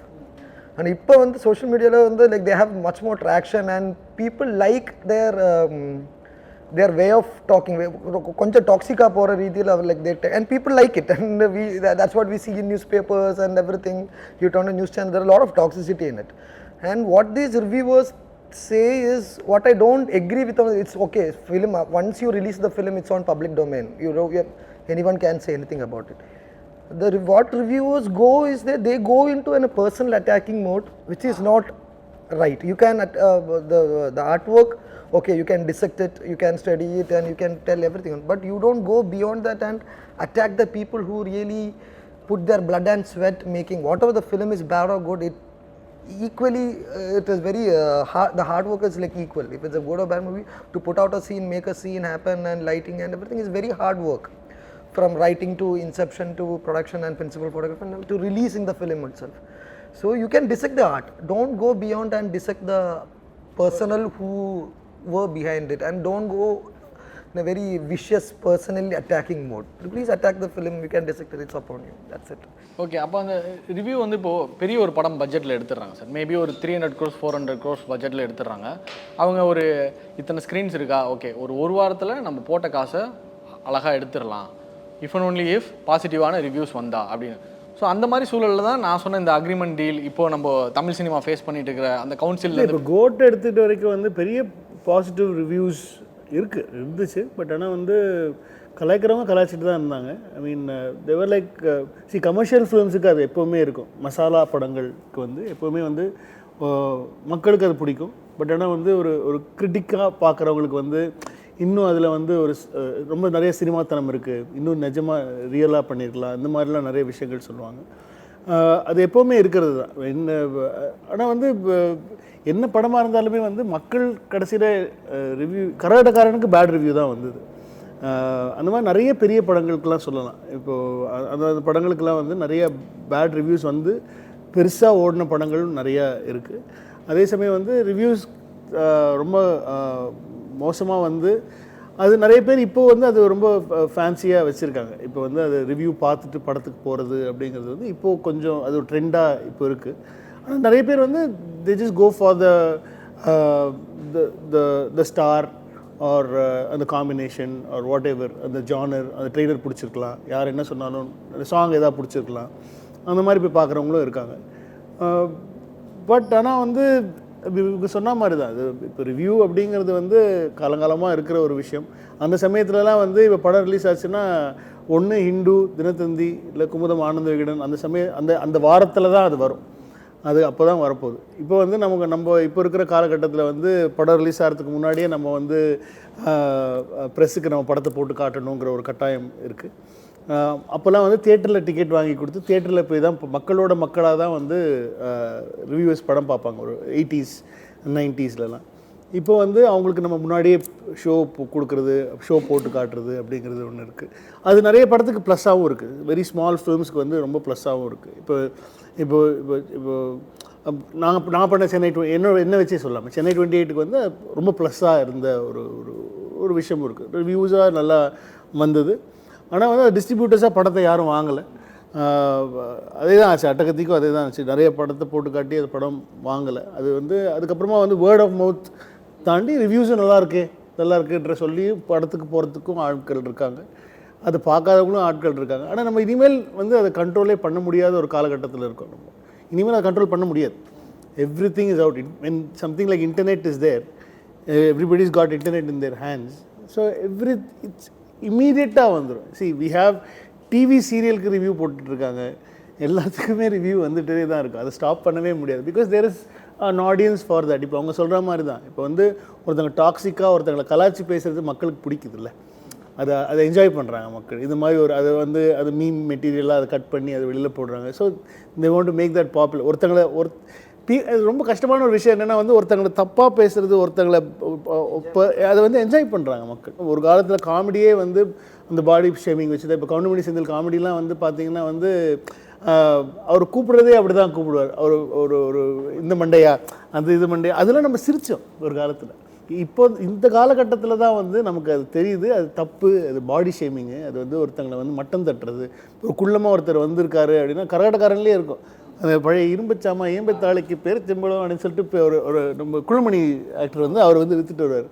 அது அவரை கலாய்ச்சி அவரை எட்டி உதச்சி அவர் பண்ணுவார். அதெல்லாம் இப்போ நம்ம சிரித்தோம். இப்போ அது இப்போ தான் நம்ம தெரிய வருது அதெல்லாம் அது தப்பான ஒரு ஒரு so I think we have it in us when somebody is hurting somebody in a very comical way. And I think நமக்குள்ளேயே இருக்குதுன்னு நினைக்கிறேன் அதை என்ஜாய் பண்ணுறதுங்கிறது. அது மக்களுக்கு அது ரொம்ப பிடிச்சிருக்கு. அது அதனால் நம்ம இனிமேல் அதை நம்ம ஸ்டாப் பண்ணுறதோ இந்த ப்ரொடியூசர் கவுன்சில் சொல்கிறாங்க அப்படிங்கிறதுக்காக you can not stop internet anymore. It will keep on coming and we have to live with this toxic. But எனக்கு என்ன தோணுதுன்னா பேசிக்காக நம்ம ஃபில்ம் மேக்கர் ஆகிறதுக்கு முன்னாடி நம்ம அசிஸ்டன்ட் டைரக்டராக இருந்திருப்போம், இல்லை அதுக்கு முன்னாடி ஆகணும்னு நினச்சிட்டு இருந்திருப்போம். அந்த டைமில் இன்டர்நேஷ்னலாக நிறைய கிரிட்டிக்ஸ் இருப்பாங்க. அவங்க அந்த படத்தை பற்றிலாம் என்ன எழுதியிருக்காங்க. இப்போ ஷிண்ட்லர்ஸ் லிஸ்ட் எனக்கு ரொம்ப பிடிக்கும், ரொம்ப பிடிச்ச படம் எனக்கு அது. இப்போ அந்த படத்தை வந்தபோது அதுக்கு ஃபில்ம் அப்ரிஷியேஷன் என்னவாக இருந்தது, இல்லை ரிவ்யூ என்னவாக இருந்தது நம்ம தேடி பார்க்குறோம். அப்போது ஃபில்ம் அப்ரிஷியேஷனுங்கிறது ஒரு ஆர்ட், ஓகே. அண்டு இன்னொன்று கிராஃப்ட் பற்றி கொஞ்சமாவது தெரிஞ்சிருக்கணும்னு நான் நினைக்கிறேன். இப்போ அதுதான் அவர் படைப்பாற்றல், அதுக்கு பின்னாடி இருக்கிற படைப்பு என்ன அப்படின்னு சொல்கிறாருல. பேசிக்காக அவங்க ரிவ்யூ பண்ணும்பொழுது நிறைய பேர் நல்ல ரிவ்யூ பண்ணுறவங்க இருக்காங்க. பட் இப்போ அது வேறையாக அதான் இப்போது பர்சனலி டார்கெட்டிங் மோட்டிவ்டாக இப்போது ஆப்போசிட் கேங் இந்த கேங்னு அது ஒரு நெட்வொர்க்காக இருக்குது. நம்ம அதுக்கு முடிஞ்ச வரைக்கும் அது கொஞ்சம் டிட்டாச்சாக இருந்துக்கணும். ஆனால் இருக்க முடியாது, நம்ம தேடி பார்ப்போம். பட் அது முடிஞ்ச வரைக்கும் டிட்டாச்சாக இருந்துக்கணும்னு நினைக்கிறேன். அப்புறம் இன்னொன்று, இது எல்லாமே சினிமாவை சார்ந்து தான் இருக்குது. இந்த இந்த இந்த மீடியமை சார்ந்து தான் எல்லாமே இருக்குது. ஸோ அவங்க அந்த மீடியமுக்கு கொஞ்சம் கைண்டாக இருக்கலாம்னு நினைக்கிறேன். என்கரேஜிங்காக இருக்கலாம், கிரிட்டிசிசம் இருக்கலாம். பட் அது அந்த பட லெவல்லே இருந்துட்டால் அது நல்லது. அது நிறைய படங்கள் பண்ணவங்களுக்கு மேபி ஆரம்பத்தில் ரொம்ப கைண்டாக இருப்பாங்கன்னு நினைக்கிறேன். இது ஒரு சைக்காலஜி தான். ஆமாம், ஃபர்ஸ்ட் மூவி ஒன்று அப்ரிஷியேட் பண்ணுறவங்க நிறைய பேர் இருக்காங்க. ஆனால் செகண்ட் மூவி வெயிட் பண்ணுவாங்க. இல்லை இது எனக்கு ரொம்ப நடந்தது. உண்மை சொல்ல போனால் எனக்கு ஃபஸ்ட் மூவியோட என் செகண்ட் மூவி பிடிச்சிருந்துச்சு, என் படமாக எனக்கு. ஆனால் ஃபஸ்ட் மூவி ஆஹாவோன்னு கொண்டாடின ஆட்கள் அது முருகதாஸ் சார் சொன்னார் என்கிட்ட ஒரு முறை. எல்லாருக்கும் அந்த தாட் இருக்குது நித்திலன்னு அது மாதிரி சொல்லிட்டு அவர் சொன்னார். இது மாதிரி ஃபஸ்ட் மூவினா ஆரம்பிச்சுன்னா அவன் இப்போ தான் வளர்ந்து வர்றான், ஏன்பா அவனை வெட்டுற அப்படின்ற மாதிரி விட்டுருவாங்க, செகண்ட் மூவி ஆரம்பிப்பாங்க அப்படின்னு சொல்லி ஃபஸ்ட் மூவி அப்படி சொன்னார் அவர். ஆனால் ஃபஸ்ட் மூவி கொண்ட நாட்கள் என் படத்தை என் படம் கொஞ்சம் சர்டன் நாட்கள் நெகட்டிவாக எழுதினாங்க. பட் என் படத்தோட மைனஸ் எல்லாரோட எனக்கு அதிகமாக தெரியும். எனக்கு தெரியாத விஷயங்கள் சொல்லும்போது டக்குன்னு அக்செப்ட் பண்ணிப்பேன், உடனே அக்செப்ட் பண்ணிப்பேன். ஆமாம் இல்லை நான் தப்பு பண்ணிட்டேன் அப்படின்னு. சில பேர் போஸ்ட்டாக இது சில பேர் சொல்லும்போது இது தவறு சொல்லுவாங்க, நீ சொல்லிக்க எனக்கு பிரச்சனை இல்லை, எனக்கு தெரியும் இது தப்பு இல்லை அப்படின்னு. எனக்கு நான் ஒரு படம் பண்ணும்போது ஆடியன்ஸை முட்டாளாக்காமல் அட்லீஸ்ட் அவன் மூளையை மழுங்கடிக்காமல் வளர்த்தோரணுமோ இல்லையோ அட்லீஸ்ட் அந்த அளவுக்கு பண்ணிடணும். சப்போஸ் எனக்கு தெரியாத விஷயம்னா ஆமாங்க எனக்கு தெரியல தப்பு பண்ணிட்டேன் அப்படின்னு எனக்கு தோணும். அதனால் ஃபோர்ஸ்டாக சொல்லும்போது தெரியும், நீ என்ன வேணால் என்ன நெகட்டிவ் சொல்லி எனக்கு அது கேரே பண்ண மாட்டேன். அது எனக்கு உறுத்துச்சுன்னா டக்குன்னு அக்செப்ட் பண்ணிப்பேன் அப்படின்னு. பட் கிராஃப்டாக நிறையா அவங்க இப்போது ஒரு ப்ரொடக்ஷன் டிசைன் ஒரு படத்தில் இருக்குது, ஒரு ஆர்ட் டிரெக்ஷன் இருக்குது, ஒரு எடிட்டிங் இருக்குது, ஒரு டிரெக்ஷன் இருக்குது. எல்லாமே it comes down to only writing. I think அவங்களோட பெருவாரியான ஒரு விமர்சனம் முக்கால்வாசி நேரம் ஒரு நடிகருடைய நடிப்பை பற்றி இருக்கும். பட் அந்த பெர்ஃபார்மன்ஸ் எக்ஸ்ட்ராக்ஷனுங்கிறது டைரக்ஷன், காஸ்டிங்கிறது டைரக்ஷன், அப்படி நிறைய இருக்குது. அது அந்த மாதிரி கிராஃப்டாக அந்த தொழிலை தெரிஞ்சுட்டு அதுக்கப்புறம் அவங்க விமர்சனத்துக்குள்ளே வந்தாங்கன்னா இன்னும் ஆரோக்கியமாக இருக்கும். அப்போ அவங்களுமே ஃபில்ம் மேக்கர்ஸ் கூட அதை ஓகே அதை அவங்களும் எதிர்நோக்கி பார்ப்பாங்கன்னு நினைக்கிறேன் நான். அவ்வளோ அது மாதிரியும் பண்ணுறாங்க. பட் இப்போது நிறைய ஈஸி ஆக்சஸ் ஆகிடுது இல்லை.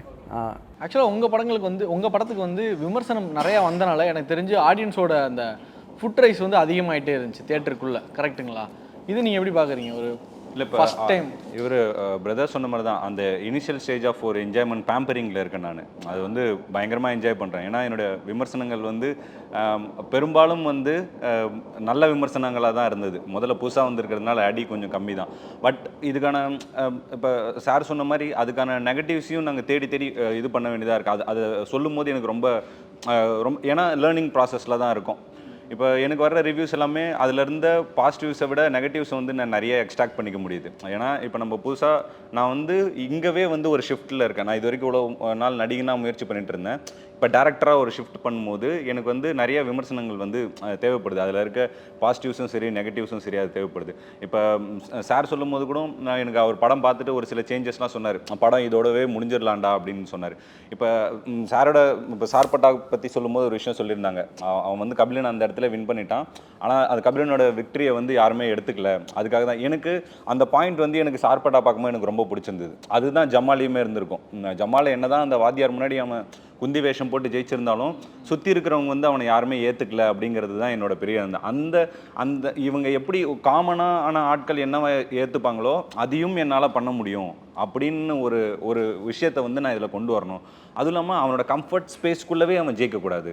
அவன் இப்போ குந்தின்றது வந்து அவனோட பெண் வேஷம் போடுற அந்த கம்ஃபர்ட் ஸ்பேஸ், அந்த கம்ஃபர்ட் ஸ்பேஸ்க்குள்ளே இருக்கிறத விட இதில் இது பண்ணணும் அப்படின்னு சார் சொல்லும்போது எனக்கு அது ரொம்ப நல்ல பாயிண்டாக இருந்துச்சு. திரும்ப ரீஷூட் பண்ணலான்னு கூட ஒரு ஐடியா இருந்தது. பட் திரும்ப வந்து ப்ரொடியூசர்ஸ் ஒரு செலவுக்குள்ளே போடணுமா அப்படிங்கிற ஒரு இதுதான் வந்து ஒரு சின்ன தயக்கமும் இருந்தது.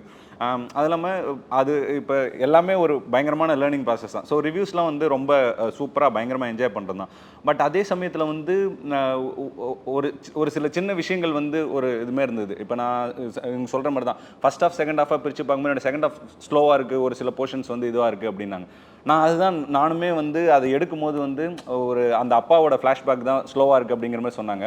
பட் நான் ரொம்ப ரசித்து எடுத்தேன். ஒரு அவன் ஆர்டிஸ்ட் எப்படி பிறக்கிறான், அவன் ஒரு கலை மேலே எப்படி அவனுக்கு காதல் வருது, அதுலேருந்து எப்படி அவன் எவால்வ் ஆகுறாங்கிற ஒரு விஷயத்தை வந்து அதில் பண்ணும்போது ரொம்ப ஹாப்பியாக அதை எடுத்தேன். அது வந்து இவங்க ஸ்லோவாக இருக்குது அப்படின்னு சொன்னப்போ எனக்கு ஒரு சில விஷயங்கள் இருந்தது.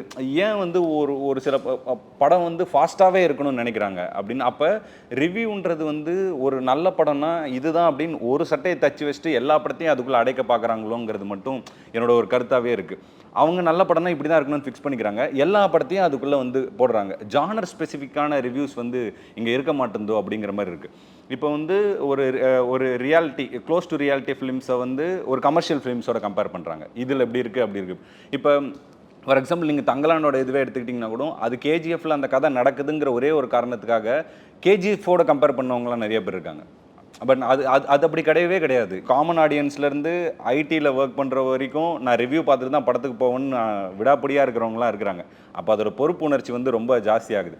அதை சரியாக பண்ணணும் அப்படிங்கிறது தான் என்னது. ஆனால் சின்ன படங்களுக்கு வந்து இன்னும் பெரிய ரெக்வஸ்ட் என்னென்னா நிறைய ரிவ்யூவே பண்ண மாட்டாங்க. ஒரு ரிவ்யூவர்லாம் சில பேர் வந்து ரிவ்யூ பண்ணாமல் தவிர்க்கிறாங்க. அது ஒரு ஹேபிட் இருக்குது. ஒருத்தர்லாம் சொன்னாருங்க சார், இப்போ சொன்ன மாதிரி ப்ரெஷ் ஷோக்கு ஒரு ரிவ்யூவர் ஒருத்தங்க வராங்க. ஸோ அவருக்கு ஒரு பாப்புலர் சப்ஸ்கிரைபர் வந்து அந்த இதுக்கு இருக்கிறாங்க. ஜமா பார்த்துட்டு அதுக்கப்புறமா நாங்கள் வந்து பிஆர்ஓ கிட்ட அவர்கிட்ட சொல்லி நாங்கள் ஃபாலோ பண்ணிட்டே இருக்கோம். ரிவ்யூ இவங்க போட்டாங்களா அவங்க போட்டாங்களா அப்படின்னு அவர்கிட்ட கேட்டே இருக்கோம். அவர் 2 நாளாக ரிவ்யூ போடவே இல்லை.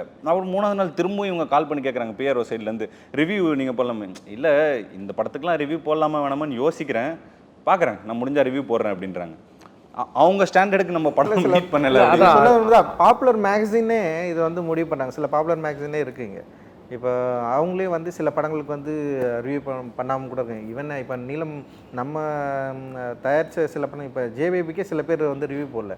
இது ரொம்ப ஆச்சரியமாக இருக்குது. எப்படா இவங்க அப்படி ஒரு கேட்டகரைஸும் இங்கே இருக்குது. ஆக்சுவலி அவங்க அதான் அதில் அந்த பாப்புலாரிட்டி அதுலேயுமே பாப்புலாரிட்டி தான். அதுக்கு பின்னாடி ஒரு உளவியல் இருக்குது. அது என்னென்னா, இப்போது இந்த விஷயத்த நான் ரங்கூனில் ஃபேஸ் பண்ணியிருக்கேன், அதனால் சொல்லலாம்னு நினைக்கிறேன். பேசிக்காக அது என்னென்னா, அதுதான் நான் சொல்கிறேன், இது சார்ந்து இருக்கிற மீடியம் இது எல்லாமே.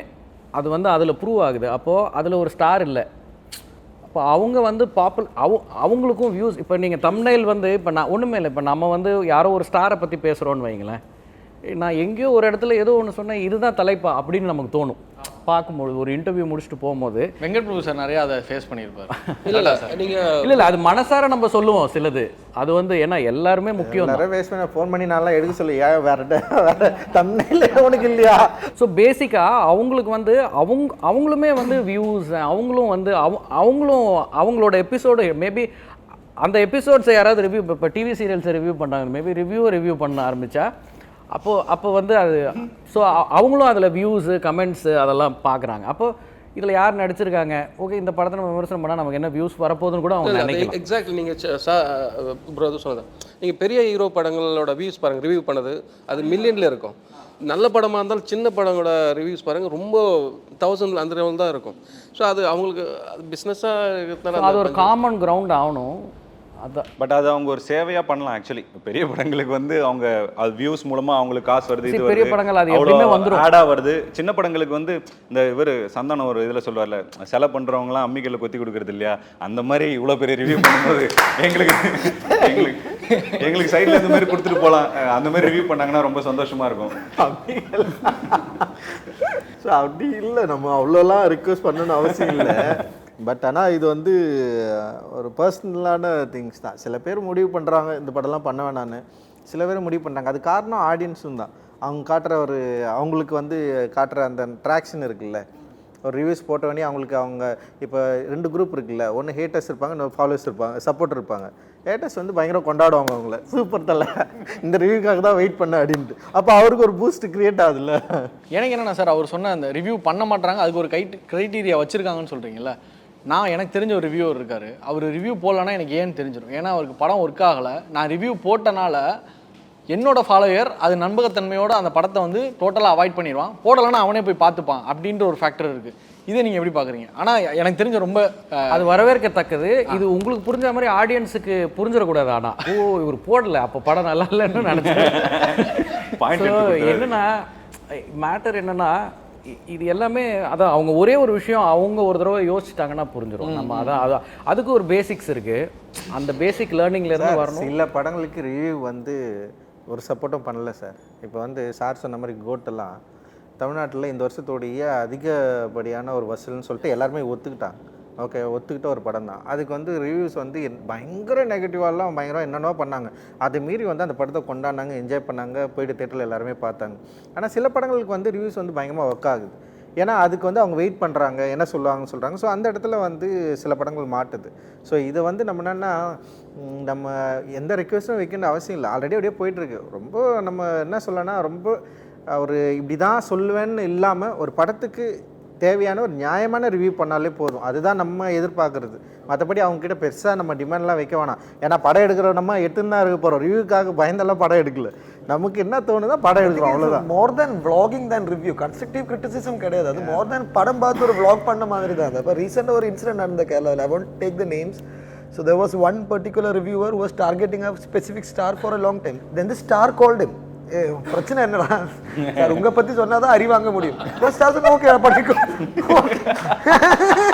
So this really happened and this is what has been happening also. Manjummel பாய்ஸ்க்கு ஆக்சுவலாக இது எப்படி இருந்த ஒரு ரிவ்யூஸ்னால தான் அதுக்கான அந்த ஃபுட் ரைஸ் அதிகமாச்சா? ஏன்னா இல்லை, I think it's all people's mouth publicity தான். ஆனால் எல்லாருமே ரிவ்யூ பார்க்க மாட்டோம். உள்ள எல்லாருமே இன்டர்நெட்டில் இல்லை. சரி, நிறைய ஃபேமிலி பாட்டி அம்மா எல்லாம் போய் படம் பார்த்து, ஸோ அவரெல்லாம் ரிவ்யூ பார்த்து போகிறதில்ல, அதெல்லாம் மவுத் பப்ளிசிட்டி தான் நான் நினைக்கிறேன். மவுத் ஸ்டாக் தான். ஏன்னா மஞ்சுமல் பாய்ஸை பொறுத்த வரைக்கும் படம் வந்ததுக்கப்புறம் தமிழில் வந்து என்னென்னா ஃபஸ்ட்டு இந்த ட்விட்டர்ஸில் எழுத ஆரம்பித்தாங்க. ஒரு காமன் பிளாட்ஃபார்ம்ஸில் நிறைய பேர் இந்த ஃபிலிம் லவர்ஸ் இருப்பாங்கள்ல, அவங்க தான் ஃபஸ்ட்டு வந்து மஞ்சுமல் பாய்ஸை பார்த்து அப்ரிஷியேட் பண்ணாங்க. அவங்க பண்ண தான் கொஞ்சம் கொஞ்சமாக அப்படியே அந்த வீடியோஸ் பரவ ஆரம்பிச்சிது. அந்த பாட்டு வருது இல்லை, அது பரவ ஆரம்பித்தோடனே சரி ஆடியன்ஸ் அப்படியே உள்ளே போக ஆரம்பித்தான். அப்படி தான் சில படங்களுக்கு நடந்திருக்கு. ஆக்சுவலி காசு கொடுத்து படம் பார்க்குற எல்லாருக்கும் தகுதி இருக்குது. படம் நல்லா இல்லை, நல்லா இருக்குது, மோசமாக கூட பேச. ஏன்னா அவன் காசை போட்டிருக்கான், அவன் டைம் நம்ம எடுத்துருக்கோம், ஸோ அவன் திட்டுவான்னு படம் அது இருக்கலாம். எல்லா சைடும் மிஸ்டேக்ஸ் இருக்கிற மாதிரி எனக்கு ஒரு ஃபீல் இருக்குது. ஹீரோக்கள் சைடு, ப்ரொடக்ஷனல் சைடு கூட ஒரு அவங்களோட ஆட்களை தியேட்டருக்கு அனுப்பி படம் ஆஹா ஓஹோன்னு சொல்கிற ஆட்களும் இருக்காங்க. அதனால எல்லா சைடும் இருக்குது. அண்ட் அண்ணன் சொல்கிற மாதிரி அது மேலே கொஞ்சம் அக்கறை இருக்கணும்னு ஒரு சில நல்ல ரிவ்யூ கொடுக்குற ஆட்கள் இருக்காங்க, சென்சிபிளான ஆட்கள், அவங்க நேர்மையாக இருக்க. ஒரு சில ஆட்கள் வந்து பாசிட்டிவான விஷயங்கள்லாம் நல்லா இருந்துச்சு, நெகட்டிவாக ஐஐஐ, அதாவது நல்லா இருக்கிறதுன்றது கூட ஜஸ்ட் லைக் தட்டும் நெகட்டிவான விஷயம்னா அப்படியே இறங்கி அடிக்கிற அந்த மாதிரி இருக்குது. அது சார் சொன்ன அது இட் கான் பி ஸ்டாப்டு, அப்படி தான் நான் நினைக்கிறேன். இதெல்லாம் தாண்டி படம் சுவாரஸ்யமாக கொடுத்துடலாம், அப்புறம் இப்போ ரிவ்யூவர் நானே கூட நினைப்பேன் படம் ரிலீஸ் ஆயிருக்கா, ஒரு சைடு பயங்கர நெகட்டிவ் எழுதுவாங்க, ஒரு சைடு பயங்கர பாசிட்டிவ். வெயிட் பண்ணுப்பா, காமன் ஆடியன்ஸ் அப்போ பார்த்துக்கலாம் எப்போ நானே அப்படி நினைப்பேன். ஓகே, ஏன்னா ஒரு ஹீரோ இருக்குன்னா அந்த ஹீரோக்களோட ஆட்கள் வந்து ஆஹாவோன்னு எழுதுவாங்க, அதுக்கு ஆப்போசிட் கேங் ஒன்று இருக்கும், அது வந்து கழுவி ஊற்றும் அப்படின்னு சொல்லிட்டு ஈவினிங் ஒரு 7 மணிக்கு மேலே இப்போ காமன், அப்போ ஜென்ரல் ஆடியன்ஸ் இருக்குது, அவங்களுக்கு பிடிக்கிற அவங்களோட பர்சன்டேஜ் லெவலில் அவங்க தானே அதிகமாக இருக்காங்க, அவங்களுக்கு சரியாக இருந்தால் போதும் அப்படின்றது தான் தோணும். ஸோ அதான் என்ன தான் பேசினாலும் படம் நல்லா இருந்தால் படம் ஓட போகுது, படம் இன்ட்ரெஸ்டிங்காக இல்லைன்னா படம் அது என்ன தான் எழுதினாலும் பெரிய மார்க்கெட் உள்ள ஆர்டிஸ்ட் இருந்தால் கூட அதுக்கு ஒரு ரீச்சின் படம் நல்லானா ஒரு சர்டன் நாள் தான் போகுன்றது தான் என்னோட பர்சன். ராஜ்குமார் சார், நீங்கள் ஒன்று சொன்னீங்க, நீங்கள் ஒரு ஃபிலிம் மேக்கராக நீங்கள் வந்து உங்களுக்கு நிறைய பாசிட்டிவ்ஸ் வந்தாலும் நெகட்டிவ்ஸ் தான் நீங்களும் தேடி போய் பார்க்குற ஒரு சூழல் அமையும். ஏன்னா உங்களுக்கு டக்குன்னு அது பளிச்சுன்னு தோணும். பாசிட்டிவ் ஓகே நான் பொது புத்தி தான் சார். நம்ம 10 பேர் பாராட்டணும், ஒரு நாளாலும் அவன் மட்டும் மைண்டில் ஓடிட்டே இருப்பான், ஏன் நல்லா அந்த வார்த்தை சொன்னான், அந்த இது சொன்னான், அது பொதுத்தன்மை. நம்ம அப்படி தான் கட்டமைப்பு அந்த மாதிரி சூழ்நிலை தான் வளர்ந்துருக்கோம். ஸோ அது அப்படி தான் இருக்குது. அது ஒன்றும் நான் படம் எடுத்த நான் எனக்கு எப்படி இருக்கும்போது படம் பார்க்க அது ஒன்றும் தெரியல அது. ஸோ நான்லாம் வந்து ரிவ்யூவிங்காக என் படத்தை ரிவ்யூ பண்ண மாட்டாங்களா, லைக் இந்த மாதிரி ஆட்கள் ரிவ்யூ பண்ண மாட்டாங்களா, அவங்க எப்படி இதை பார்க்குறாங்க, ஸோ அதை தெரிஞ்சுக்கணும், நான் அதை படிக்கணும், அது அப்படியே நான் வந்து இருந்தவன் நான். ஏன்னா நான் வந்து இண்டஸ்ட்ரி வரதுக்கு முன்னாடி வந்து நான் படித்த ரிவ்யூவர்ஸ் வந்து ரொம்ப இன்டெலெக்சுவலான ரிவ்யூவர்ஸ். அவங்க வந்து ஒரு படத்தை எப்படி பார்க்குறாங்க, அதோட பெர்ஸ்பெக்டிவ் வந்து நம்ம புரிஞ்சுக்கிறதுக்கே வந்து தேவைப்பட்டாங்க. நிறைய என்ன சொல்கிறது, சீரியஸ் லிட்ரேச்சர்ஸில் பார்த்தீங்கன்னா அவ்வளோ ரிவ்யூஸ் இருப்பாங்க. அவங்க வந்து ஒரு படத்தை எப்படி எழுத போகிறாங்க, ஒரு படம் வந்தோடனே நான் வெயிட் பண்ணுவேன் நான், இவங்க எப்படி எழுத போகிறாங்க, இது எப்படி அவங்க வந்து பார்ப்பாங்க, எப்படி புரிஞ்சுக்கிறாங்க அப்படின்னு சொல்லிட்டு. ஸோ அந்த ரிவ்யூஸ் வந்து என்னென்னா படைப்பாற்றலுக்கும் ஒரு படைப்பாளிக்கும் அப்புறம் வந்து அது வந்து பயங்கரமாக சப்போர்ட் பண்ணுச்சு. ஈவன் அவங்க வந்து இது வந்து ரொம்ப மோசமான படம் அப்படின்னு சொல்லிட்டு டிஸ்குவாலிஃபை பண்ணால் கூட அது ஏன் அவன் எழுதுவான். ஸோ இங்கே வந்து ரிவ்யூன்றது வந்து ஒரு கல்ச்சராக இல்லாமல் ஒரு ஜாலியாக மாறிடுச்சு. நீ யாருனாலும் இங்கே வந்து இன்றைக்கி வந்து ரிவ்யூ பண்ணலாம், யாருனாலும் ஒரு ஃபஸ்ட்டு பார்த்துட்டு இருக்கிறப்பவே வந்து ரிவ்யூ பண்ணிகிட்டே இருக்கலாம், படம் முடிஞ்சவொடனே ரிவ்யூ பண்ணலாம். ஸோ அதுக்கு வந்து ஒரு மவுண்ட் ஆஃப் இன்ட்ரெஸ்ட்டும் இருக்குது, ஆடியன்ஸ் கிட்ட இருக்குது. இவன் என்ன சொல்ல போகிறான், இவன் என்ன சொல்ல, அவனோட ஃபாலோவர்ஸ் அவர் கொஞ்சம் மவுண்ட் பண்ணி வச்சுருப்பாரு. ஸோ அவர் வந்து இது ஒரு பிஸ்னஸாக மாற்றிருக்காரு, அவருக்கு வந்து என்னென்னா சில ஆட்ஸ் வருது அவர் ரிவ்யூ பண்ணுறப்போ. ஸோ இந்த மாதிரி கிட்டத்தட்ட வந்து ஒரு பிஸ்னஸ் அப்படின்ற இடத்துல போயிட்டு ஒரு சினிமாவை ரிவ்யூ பண்ணுற அந்த கல்ச்சர் வந்து அவங்களுக்கு வந்து இல்லாமல் அது வந்து என்னென்னா ஒரு personal motive and agenda and வந்து பர்சனல் பர்ஸ்பெக்டிவ், அவங்களுக்கும் அந்த படத்தை வந்து புரிஞ்சிக்காமலே வந்து ரிவ்யூ பண்ணுறது இருக்குதுல்ல. ஸோ இது வந்து ஒரு கல்ச்சராகவே இன்றைக்கி வந்து மாறி இருக்குது. ஸோ அது வந்து என்னென்னா என்னால் அதை அக்செப்ட் பண்ணவே முடியாது. பட் ஆனால் வந்து நேர்மறையோ இல்லை எதிர்மறையோ அண்ட் வந்து அந்த ரிவ்யூ கல்ச்சரை கரெக்டாக அண்டர்ஸ்டாண்ட் பண்ணி ரிவ்யூ பண்ணுறது அப்படின்றது வந்து ரொம்ப ரொம்ப தமிழ் சினிமாவுக்கு ரொம்ப அவசியம்னு நினைக்கிறேன். இது ஒரு பார்ட் ஆஃப் ஒரு விஷயம். இன்னொன்று வந்து ஆடியன்ஸ் பிடிக்கலன்னு தான் சொல்லுவான், அவன் திட்டதான் செய்வான். ஏன்னா வந்து அவன் வந்து ஒரு படம் வந்து பயங்கரமாக இருக்குன்னா அவன் கொண்டாடவும் செய்கிறான். சில படங்கள்லாம் வந்து மவுத் டாக் மூலமாக தான், அதாவது ரிவ்யூஸ் வந்து பேடாக இருக்கும், ரிவ்யூவர்ஸ் வந்து நல்லாவே இல்லைன்னு கூட சொல்லியிருப்பாங்க, ஆனால் மவுத் டாக் மூலமாக அந்த படம் வந்து பயங்கர ரீச் ஆகி படம் பார்த்தவங்கலாம் நிறைய பேர் இருக்கிறாங்க. சில ரிவ்யூஸ்க்கு வந்து படத்தை வந்து ஃபஸ்ட்டு பார்க்குறப்ப அவங்களுக்கு புரியாது. இப்போ என் படத்துக்கே நிறைய நடந்திருக்கு. அதுக்கப்புறம் வந்து திரும்ப ரிவ்யூவெல்லாம் பண்ணியிருக்காங்க. ஸோ ஓகே இந்த படம் இப்படி பார்க்கணுமோ அப்படின்னு சொல்லிட்டுலாம் வந்து ஒரு பெரிய எக்ஸ்பீரியன்ஸ் வந்து க்ரியேட் பண்ணியிருக்கு. ஸோ ஒரு ரிவ்யூவிங் அப்படின்றது வந்து ரொம்ப ரொம்ப ரொம்ப முக்கியமானது, அவசியமானது, பயங்கர ஹெல்த்தியானது. அந்த ஹெல்த்தியானதை சரியான வகையில் அவங்க புரிஞ்சு பண்ணாங்களா நல்லாயிருக்கும். அது வந்து ரொம்ப அவசியம்னு நான் நினைக்கிறேன். பட் ஆனால் ஒப்பீனியன் க்ரியேட் பண்ணுறதுக்காக சில இது பண்ணுறது இருக்குதுல்ல, அதிலிருந்து நம்ம கொஞ்சம் கவனமாக இருக்கணும். ஸோ அதை நீங்கள் ஸ்டாப் பண்ணவும் முடியாது. நீ போய்ட்டு நீ ஏன்டா பண்ணுற, நீ பண்ணாத அப்படின்னு நம்ம போய்ட்டு அவங்ககிட்ட கேட்கவும் முடியாது. அப்படி கேட்குறதும் சரியில்லைன்னு நான் நினைக்கிறேன் நான். பட் ஆனால் வந்து நம்ம அதுலேருந்து என்ன எடுத்துக்கணும் என்ன எடுத்துக்கோனான்றது நம்ம கொஞ்சம் கவனமாக இருக்கணும். சார் சொன்ன மாதிரி வந்து அது தடுக்கவே முடியாது, அது தடுக்கணும்னு சட்டமும் போடவும் முடியாது அப்படின்னு நான் நினைக்கிறேன். அது இட் இஸ் நாட் கோட் படத்துக்கு படம் ரிலீஸ் ஆகிறதுக்கு முன்னாடியே ரிவ்யூ வந்து நிறைய படம் சார். இப்போ பெரிய படங்களுக்கு எப்படின்னா படம் நான் பார்த்துட்டேன் அப்படின்னு ஒரு 3 நாளுக்கு முன்னாடி ஒருத்தர் ரிவ்யூ எழுதுவார், இது வந்து ஒரு வர்ஸ்டான மூவின்னு எழுதுவார், இல்லை ஒருத்தர் வந்து பயங்கர சூப்பர்னு எழுதுவார். அந்த ரிவ்யூ வந்து சோஷியல் மீடியாவில் வந்து பயங்கரமாக ஃப்ளக்சுவேட் ஆகிட்டு செம்ம வைரல் ஆகும். நமக்குமே இவன் எப்படா என் படத்தை பார்த்தானா நான் பார்க்கறதுக்கு வாய்ப்பே இருக்காது. சிங்கப்பூர் சித்தப்பா மலேசியா மாமாலாம் ஊர்ல இருந்து பார்த்து சொல்லிட்டாங்க அப்படின்னு சொல்லி இல்லை அவங்க என்ன பண்ண சென்சாரில் போயிடுச்சு, அங்கே பார்த்துட்டாங்க, ஒரு 10 பேர் அதுக்கு சப்போர்ட்டிவாக எழுதுவாங்க. அதெல்லாம் பயங்கர இன்ட்ரெஸ்டிங். அது என்னன்னா ஒரு படத்துக்கு இருக்கிற கியூரியாசிட்டி தான் அதுக்கு ரொம்ப மெயின் அப்படின்னு நான் நினைக்கிறேன். ஒரு படத்தை வந்து இப்போ அப்போ ஜமா வருதுன்னு வச்சிங்களேன், ஜமா பற்றி யாருக்குமே ஒன்றுமே தெரியாது. அது வந்து படம் பார்க்கணுன்னு கூட எவனும் யோசிக்கவே மாட்டான். பட் படம் வந்ததுக்கப்புறம் அது ஏன் இவ்வளோ ரீச் ஆகுது, இப்போ ஏன் வந்து ஜமா டைரக்டர் இங்கே உட்காந்துருக்காருன்னா அந்த படத்தை பார்த்துட்டு எழுதினவங்க பாராட்டினவங்க அவங்க வந்து அதிகம். அதே மாதிரி தான் மகாராஜாவும் கூட. மகாராஜா வந்து வரப்போ வந்து பெரிய எக்ஸ்பெக்டேஷன் இல்லை. பட் ஆனால் வந்ததுக்கப்புறம் வந்து அவர் வந்து ஒரு மேசிவான ஒரு ஆடியன்ஸ் வந்து அட்ராக்ஷன் இருந்தது. ஸோ அவருக்குமே ஒரு பேட் ரிவ்யூஸ் கிடச்சிருக்கலாம். பட் அதை விட வந்து பாசிட்டிவ் ரிவ்யூஸ் வந்து பயங்கரமாக வந்து சப்போர்ட் பண்ணியிருக்கு. அதனால தான் நான் சொல்கிறேன், ரிவ்யூஸ் வந்து ரொம்ப ரொம்ப ஹெல்த்தியானது, அவசியமானது. இப்போ அந்த நம்பகத்தன்மைன்னு ஒன்று இருக்குது சார். இப்போ ஒரு பயோகிராஃபி எடுக்கிறோம் அப்படின்னா அதில் ஒரு நம்பகத்தன்மை வேணும், அப்போ தான் ஆடியன்ஸ் நம்புவோம். இன்னொன்று ஒரு ஹிஸ்ட்ரியை பேசுகிறோம் அப்படின்னா ஹிஸ்ட்ரியை பேசணும், நம்மளுக்கு ஏற்ற மாதிரி கற்பனையாக மாற்றினா இந்த படம் முழுக்க முழுக்க கற்பனை அப்படின்றதையும் நம்ம ஒரு கார்டாகவும் ரிலீஸ் பண்ணுறோம். இப்போ ஹிஸ்ட்ரியை ஒரு இடத்துல நம்ம சொல்லும்போது சென்சார்ஷிப் இதெல்லாம் எல்லாத்தையுமே யோசித்து நம்ம சில விஷயங்கள் வந்து மாற்ற வேண்டிய ஒரு சூழல் இருக்குது. ஒரு உண்மை சம்பவத்தை தழுவலாக மாற்றும் போது கூட இல்லை நான் அப்படியே எடுக்கிறேன். இப்போ ஃபார் எக்ஸாம்பிள் முகுந்த் அவருடைய லைஃப்பை நீங்கள் எடுக்கும்போது அப்படியே தான் எடுக்கிறீங்க. முகுந்தோட லைஃப்பை நீங்கள் வந்து க்ளோரிஃபைடும் பண்ணல, அவரை வந்து நீங்கள் நான் டவுன் பண்ணி காட்டுறேன் பாரு சினிமாட்டிக்காக அப்படின்னும் நீங்கள் டவுன் பண்ணல. என்ன இருக்கோ அதை வந்து அப்படியே எடுக்கிற ஒரு ஃபேக்டர் இருக்குது. இதில் சில விஷயங்கள் வந்து சேஞ்ச் பண்ணி சென்சாரில் இதை ஒத்துக்க மாட்டாங்க. இந்தந்த விஷயங்கள்லாம் வந்து நான் பேக்ட்ராப்பில் வச்சுருந்தா இதெல்லாம் வந்து சென்சார் அவாய்ட் பண்ணுவாங்க. அதனால் நான் ஏன் அதை டச் பண்ணணும், நான் அவங்ககிட்ட இதுக்கு தேவையில்லாத பேர் வாங்கணுன்றனால அதை நம்ம டச் பண்ணாமே போகிறோம்ல. இது ஒரு நம்பகத்தன்மை இல்லை வந்து அதுக்கு ஒரு ஜஸ்டிஃபைட் பண்ணுற மாதிரியான ஒரு ஃபேக்டராக அமையுதுன்னு நினைக்கிறீங்க? இல்லை, அது இதை பற்றி சொல்கிறதா இல்லைன்னு இல்லை. இது வரைக்கும் பயோகிராஃபி ஆட்டோபயோகிராஃபி பற்றியோ ஒரு 100 இப்போது சேவோட ஒரு படம் இருக்கும், நம்ம மோட்டர் பைசைக்கிள் டைரிஸ் இருக்கும். இப்போ அவரோட நெகட்டிவ் சைடு காட்டியிருப்பாங்க. நெகட்டிவ் சைடுனா இப்போ நம்ம எப்பவுமே பயோகிராஃபி எடுத்தாலும் ஆட்டோபயோகிராஃபி எது இருந்தாலும் அவரோட பாசிட்டிவ் நல்லவர் வல்லவர் அப்படி அது பண்ணார் இது பண்ணார் அப்படி தான் இருக்குது. ஏன்னா இது எங்கள் பெரிய பெரிய தலைவர்கள் பற்றின படம் பண்ணும்போது கூட அவங்க நெகட்டிவ் சைடு கொஞ்சமாவது இருக்கலாம் அப்படின்னு எனக்கு தோணும். இங்கே அந்த ஸ்பேஸ் இங்கே இல்லைன்னு நினைக்கிறேன். அவ்வளோ திடீர்னு ஏதாவது இல்லை, அப்படி ஸ்பேஸ் இல்லை தான், உண்மைதான்.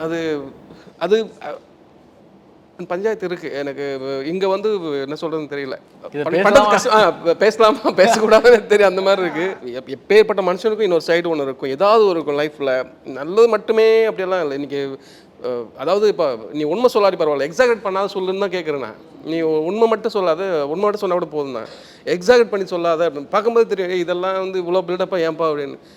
அந்த மாதிரி இங்கே அந்த பஞ்சாயத்து இருக்குது. எனக்கு எந்த படம் பார்த்தாலும் ஓகே, எனக்கு பயோகிராஃபி ஆட்டோ எது எடுத்தாலும் எழுதும்போது கூட ஒரு சில விஷயங்கள் நமக்கு அது இங்கே அந்த அந்த சார்ந்து அவ்வளோ ஸ்பேஸ் இல்லை. அப்படி ஏதாவது ட்ரை பண்ணாலும் சென்சார்னு ஒன்று இருக்குது, அது ஜஸ்டிஃபிகேஷனே ஆகாது தானே sir? See, censor board, I don't know, censor board was for initially to control the amount of sex and violence in the film. But what my finding is, it is a tool for the government to control the ideas of a general population and suppress certain thoughts and put new narratives, because there is more violence and sex in Indian movies more than ever. And how are they getting censors, and what are the censor board doing? And what are they censoring? That is the question. What are they there to censor? Every censor ஆப்பன்னும். இப்போ நான்லாம் sensor apply பண்ணேன்னா ஒரு பெரிய வார் தான். ஏன்னா censor board wait பண்ணுவாங்க. நம்ம படம் வருதுனாவே அவங்க கொஞ்சம் அப்படி ரெடி ஆவாங்க. இப்போ நம்ம கொஞ்சம் ரெடி ஆகும். உள்ளே போயிட்டு வந்து ஒரு பெரிய ஃபைட்டே நடக்குன்னு வச்சுக்கேன். ஏன்னா வந்து சென்சார் போர்டுக்கு சில லிமிடேஷன்ஸ் இருக்குது. அவங்க என்ன இருந்தாலும் ப்ரோ கவர்மெண்ட்டாக செயல்பட்டு தான் ஆகணும். ஸோ அதனால் கவர்மெண்ட்டோடைய தாட்ஸு ஐடியாலஜி என்ன, ஸோ அதோட க்ரைட்டீரியாஸை வந்து பயங்கரமாக பண்ணுவோம். அதோட இன்னொன்று இருக்குது, கவர்மெண்ட்டுக்கு ஒரு மூட் இருக்குது அண்ட் பியூரோக்ராட்ஸ்க்குன்னு ஒரு ஐடியா இருக்குது. பியூரோக்ராட்ஸ் ஐடியா இருக்குதுல்ல, ஸ்டேட் பவர், அதுதான் வந்து பயங்கரமாக அது ரெண்டுமே வந்து என்ன பண்ணோன்னா இங்கே வந்து சென்சார் போர்டில் வந்து பயங்கர இன்ஃப்ளூயன்ஸ் பண்ணும். ஸோ அதை மீறி தான் சில படங்கள் வந்து இங்கே வந்து வந்துட்டுருக்கு. ஸோ அது வந்து என்னென்னா அது கிரியேட்டர்ஸோட ஒவ்வொரு படத்துக்கும் ஒவ்வொரு மாதிரியான சென்சார் போர்டு அந்த ரெகுலேஷன்ஸ் வந்து இருக்கும். எல்லாமே ஒரே மாதிரி பார்க்க மாட்டாங்க. இப்போ ஒரு படத்தை வந்து இப்போ என் படம் வந்து ரொம்ப வயலண்ட்டான படம்னாங்க மெட்ராஸ், அதுக்கு வந்து A+ன்னுலாம் கொடுக்கணும்லாம் சொன்னாங்க. பயங்கர சண்டைலாம் நடந்தது எனக்கும் சென்சார் போர்டுக்கும். ஸோ அப்படி ஒரு ப்ராசஸ் எல்லாம் தாண்டி தான் நம்ம வரோம். ஸோ அப்புறம் அவங்களுக்கு சில ஐடியாஸ் இருக்குது. அதே நேரத்தில் இன்னொரு படம் வந்திருக்கும், பயங்கர வயலண்ட்டான படம் வந்திருக்கும். அந்த படம் வந்து யூஏ கொடுத்துருப்பாங்க. கேட்டால் வந்து அந்த படம் வந்து சொசைட்டியில் என்ன இன்ஃப்ளூயன்ஸ் பண்ணோம். இப்போ நீங்கள் சொன்னீங்களே, இப்போ வந்து அதாவது வந்து ஒரிஜினலான ஒரு கதையை எடுத்து வரலாறு ஒரு இன்சிடெண்ட்டாக இருக்கலாம், ஒரு கேரக்டராக இருக்கலாம். இன்க்ளோரியஸ் பாஸ்டர்ட்ஸ்னு சொல்லி ஒரு ஃபிலிம் வந்து இருக்கு. அந்த படம் பார்த்தீங்கன்னா அது வந்து ஹிட்லரை வந்து எப்படி கொண்டாங்க அப்படின்னு சொல்லி வேற ஒரு பெர்ஸ்பெக்டிவில் எடுத்த ஒரு படம் டோட்டலாக. ஸோ தட்ஸ் இப்போது குவிண்டன் டாரண்டினோட பெர்ஸ்பெக்டிவ் கிரியேட்டிவ் லிபர்ட்டி எடுத்திருப்பாரு. ஆமாம், டோட்டலாக அது என்ன சொல்கிறீங்க? ஈவன் ஹேராம் ஹேராம் இந்த மாதிரி நிறைய. அப்புறம் அது இன்னொரு இது ரேபிட்னு ஒரு ஃபில்ம், ஜோஜோ ராபிட். இந்த மாதிரி சில படங்கள் இருக்குது. So where the creator takes the complete liberty of telling his point of அவருடைய ஸ்டோரியை சொல்கிறதுக்கான ஒரு, இப்போ ஹிட்லரை பற்றியே சொல்கிறாங்க. இப்போ நம்ம ஊரில் சொல்ல முடியுமா அப்படிங்கிறது தெரியல. இல்லை சொல்லலாம், நம்ம ட்ரை பண்ணுறது தான். இந்தியாவில் எனக்கு இப்போ ஒரு ஆள் ஹிஸ்டாரிக்கல் ஃபிகரான ஒரு பெடஸ்டலில் வச்சுடுவான். So he want have a personal life, he want have greys and black. So like ஒரு பிளாக் ஒரு மொத்தம் ஒயிட்டாக ஒரு ஃபிகராக like we put him on a pedestal. Sir சொன்ன மாதிரி அவ்வளோ ஓப்பனஸ் இல்லை. அங்கே வந்து என்னென்னா ஒரு பொலிட்டிக்கலாக நீங்கள் ஒரு படம் எடுக்கிறீங்கன்னா வந்து பயங்கரமாக பண்ணலாம். இப்போ நீங்கள் நான் சார்பட்டா படம் ரிலே பண்ணுறப்போ வந்து இங்கே ரியல் பார்ட்டிஸை வந்து அப்படியே நான் வச்சேன் நான். ஆனால் அப்போ இருந்த சென்சார் போர்டு ஆஃபீஸர் வந்து கொஞ்சம் வந்து அவங்க வந்து இந்த ஃபிலிமோடைய ப்ராசஸ்ஸு இதெல்லாம் புரிஞ்சிக்கனால அதை அலோவ் பண்ணிட்டாங்க.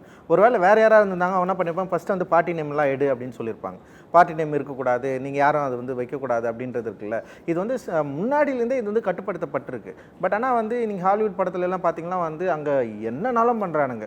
லைக் வந்து நாட் ஒன்லி ஹாலிவுட் ஃபிலிம், நிறைய ரீஜனில் நிறைய ஃபிலிம்ஸ், யூரோப்பியன் ஃபிலிம்ஸ் நிறைய இருக்குது. ஸோ அவங்க வந்து பண்ணுறது, அவங்க வந்து என்னென்னா ஒரு க்ரியேட்டிவ் ஃப்ரீடம் தராங்க. அந்த ஃப்ரீடமை வந்து அந்த க்ரியேட்டிவ் டிரெக்டர்ஸ் வேறு வந்து அது செம்ம சூப்பராக வந்து பயன்படுத்திக்கிறாங்க. ஸோ இப்படியெல்லாம் வந்து விஷயம் இருக்க தான் செய்யுது. பட் ஸ்லோவராக இப்போ தமிழ்நாட்டில் இங்கேயும் இந்தியாவிலுமே அந்த கல்ச்சர் உருவாகுதுன்னு நான் நினைக்கிறேன். பட் ஆனால் உருவாகிற இடத்துலையே அழிக்கிற வேலையும் நடக்குது. ஸோ ரெண்டுமே சைமல்டேனியஸாக நடக்குது. பார்ப்போம் எது வந்து. விடுதலை பார்ட் 2லே ஒரு வசனங்கிறது ஒரு, இப்போ நான் ஒரு உண்மையை சொல்லியிருக்கேன், ஆல்ரெடி ஒரு உண்மை இருக்குது, ரெண்டுத்தையுமே எதுன்றதை நீ கண்டுபிடி அப்படிங்கிறது தான். நம்ம எடுத்துக்கிட்டு அப்படியே பிளைண்டாக இப்போ ஆல்ரெடி இருக்கிற வரலாற்றையும் நம்ம அப்படியே எடுத்துக்கணுன்றது இல்லை. இந்த ஃபிலிம்ஸில் வருது அப்படி இருந்தால் நீங்கள் டிஸ்கஷன் பண்ணுங்கள், ரெண்டு சைடும் இங்கே தெரியணும். ஆனால் இன்னொரு சைடு வரவே கூடாதுன்றதும் நம்ம சொல்ல முடியாது. இங்கே வந்து சரியான விவாதங்களை வந்து ஒரு ஃபிலிம்ஸும் ஏற்படுத்தும். இப்போ சாரோட ஃபிலிம்ஸ் பார்க்கும்போது சரி, வெட்டுமான் சார் ஃபிலிம்ஸ் பார்க்கும்போது சரி, ஒன்று நண்பர்களோட 1 மணி நேரம் 2 மணி நேரம் நாங்கள் வந்து விவாதம் பண்ணுவோம். சரியோ தப்போ அது வந்து ஒரு கன்ஸ்ட்ரக்டிவான ஒரு டிஸ்கஷன் வந்து நடக்கும். அப்போ அதுலேருந்து நிறைய விஷயங்களை தெரிஞ்சுப்போம், நிறைய இது பண்ணுவோம். இதுதான் வந்து ஃபிலிம்ஸ் வந்து பண்ணுது அப்படிங்கிறத நம்புகிறேன். நீங்கள் எதுவுமே வந்து இப்போ ஒரு சாரார் வந்து இப்படி நீ சொல்லவே கூடாது அப்படின்னு ஒரு இருக்காங்க, இப்படி தான் பண்ணணும் அப்படிங்கிறாங்க. இங்கே அப்படி கிடையாது. எல்லாத்தையும் முதல்ல பொறுமையாக கேட்போம். மற்ற இன்னொரு விஷயத்தை வர்றது வந்து ரொம்ப அஜிடேட்டடாக இருக்கும். அந்த சைடே எனக்கு வேணாம், நான் இது மட்டுமே இப்படியே இருக்கேன் அப்படிங்கிறது இல்லை. ஒரு ப்ராப்பரான ஒரு டிஸ்கஷன் ஏற்படுத்துறது வந்து நல்லது தான். And lot of socialism and labor issues and everything was told to laymen through films like of MGR and Shivaji. And so their protagonist was a labor and a working class man. So a lot of ideologies like we simplify it and give it through a film, and that is a common man. Then common man has access to it, and lot we can see cinema has that potential to change the society. இப்போ விடுதலை மாதிரியான படங்கள் ஏன் வந்து ஸ்ட்ரிக்டாக தராங்கன்னா, இது வந்து என்னென்னா ரெஸ்ட்ரிக்ட் பண்ணுறாங்க. ரொம்ப மெச்சூர் ஆடியன்ஸ் மட்டும் தான் உள்ளே வரணும், இது வந்து சொசைட்டியில் வந்து பெரிய இன்ஃப்ளூயன்ஸை க்ரியேட் பண்ணும் அந்த படம் அப்படின்னு சொல்லிட்டு அவங்க வந்து யோசிக்கிறாங்க. அப்போ அதை வந்து ஸ்ட்ரிக்ட் பண்ணி, ஸோ அதை வந்து டயலாக்ஸை வந்து மியூட் பண்ணி பிரச்சனை ஆகாமல் இது எந்த அளவுக்கு இன்ஃப்ளூயன்ஸ் ஆகுன்றத வந்து ரொம்ப ரொம்ப என்ன சொல்லுவோம் பாப்புலராக போகாமல் எவ்வளோ தடுக்க முடியுமோ கவர்மெண்ட்டுக்கு சில ரூல்ஸ் அண்ட் தேவைகள்லாம் இருக்குது. அதெல்லாம் வச்சு தான் வந்து அந்த படத்துக்கு வந்து ஏவே தராங்க. பார்த்தா அது வந்து தரக்கூடிய படமே கிடையாது. கட்சியோட அந்த இதையுமே நீங்கள் லோகோவையுமே நீங்கள் அதை பிளர் பண்ணி தான். ஆமாம். ஸோ அதுதான் சொல்கிறேன், அது வந்து கவர்மெண்ட்டோடைய ஒரு இருக்குது. அதில் ப்ரோ கவர்மெண்ட்டுக்கு வந்து என்ன தேவை இருக்குது அது வந்து ஸோ அந்த ஐடியாவும் அதில் வந்து ஒர்க் ஆகுது. இன்னொன்று என்னென்னா, நீங்கள் ஃபஸ்ட்டு கேட்டதுக்கு என்னென்னா வரலாற்று ரீதியாக சில விஷயங்களை நம்ம வந்து சொல்கிறோம் அப்படின்றப்போ வந்து ஒரு க்ரியேட்டிவ், இப்போ நீங்கள் வந்து வரலாற்று ரீதியாக சொல்கிறீங்கன்னா வெறும் வந்து நீங்கள் வந்து புகைப்பட கண்காட்சி ஏதோ ஒன்று பண்ணிட்டு போயிடலாம், ரியலிஸ்டிக்காக என்ன இருக்குதோ அதை காட்டுறதுக்கு. பட் ஆனால் வந்து ஒரு டிரெக்டர்கிட்ட அது வரப்போ இது வந்து என்னென்னா ஒரு சினிமாவுக்குள்ளே நீ வரப்போ சினிமாவுக்கு வந்து ஒரு க்ரியேட்டிவ் லிபர்ட்டி இருக்குது. அந்த க்ரியேட்டிவ் லிபர்ட்டி வந்து it's depend on directors, writers. இப்போ நான் வந்து பிர்சா முண்டா பற்றி ஒரு கதை எழுதுறேன்னா, பிர்சா முண்டா கதை ஆக்சுவலி என்ன நடந்ததுன்னு ஒன்று இருக்கும்.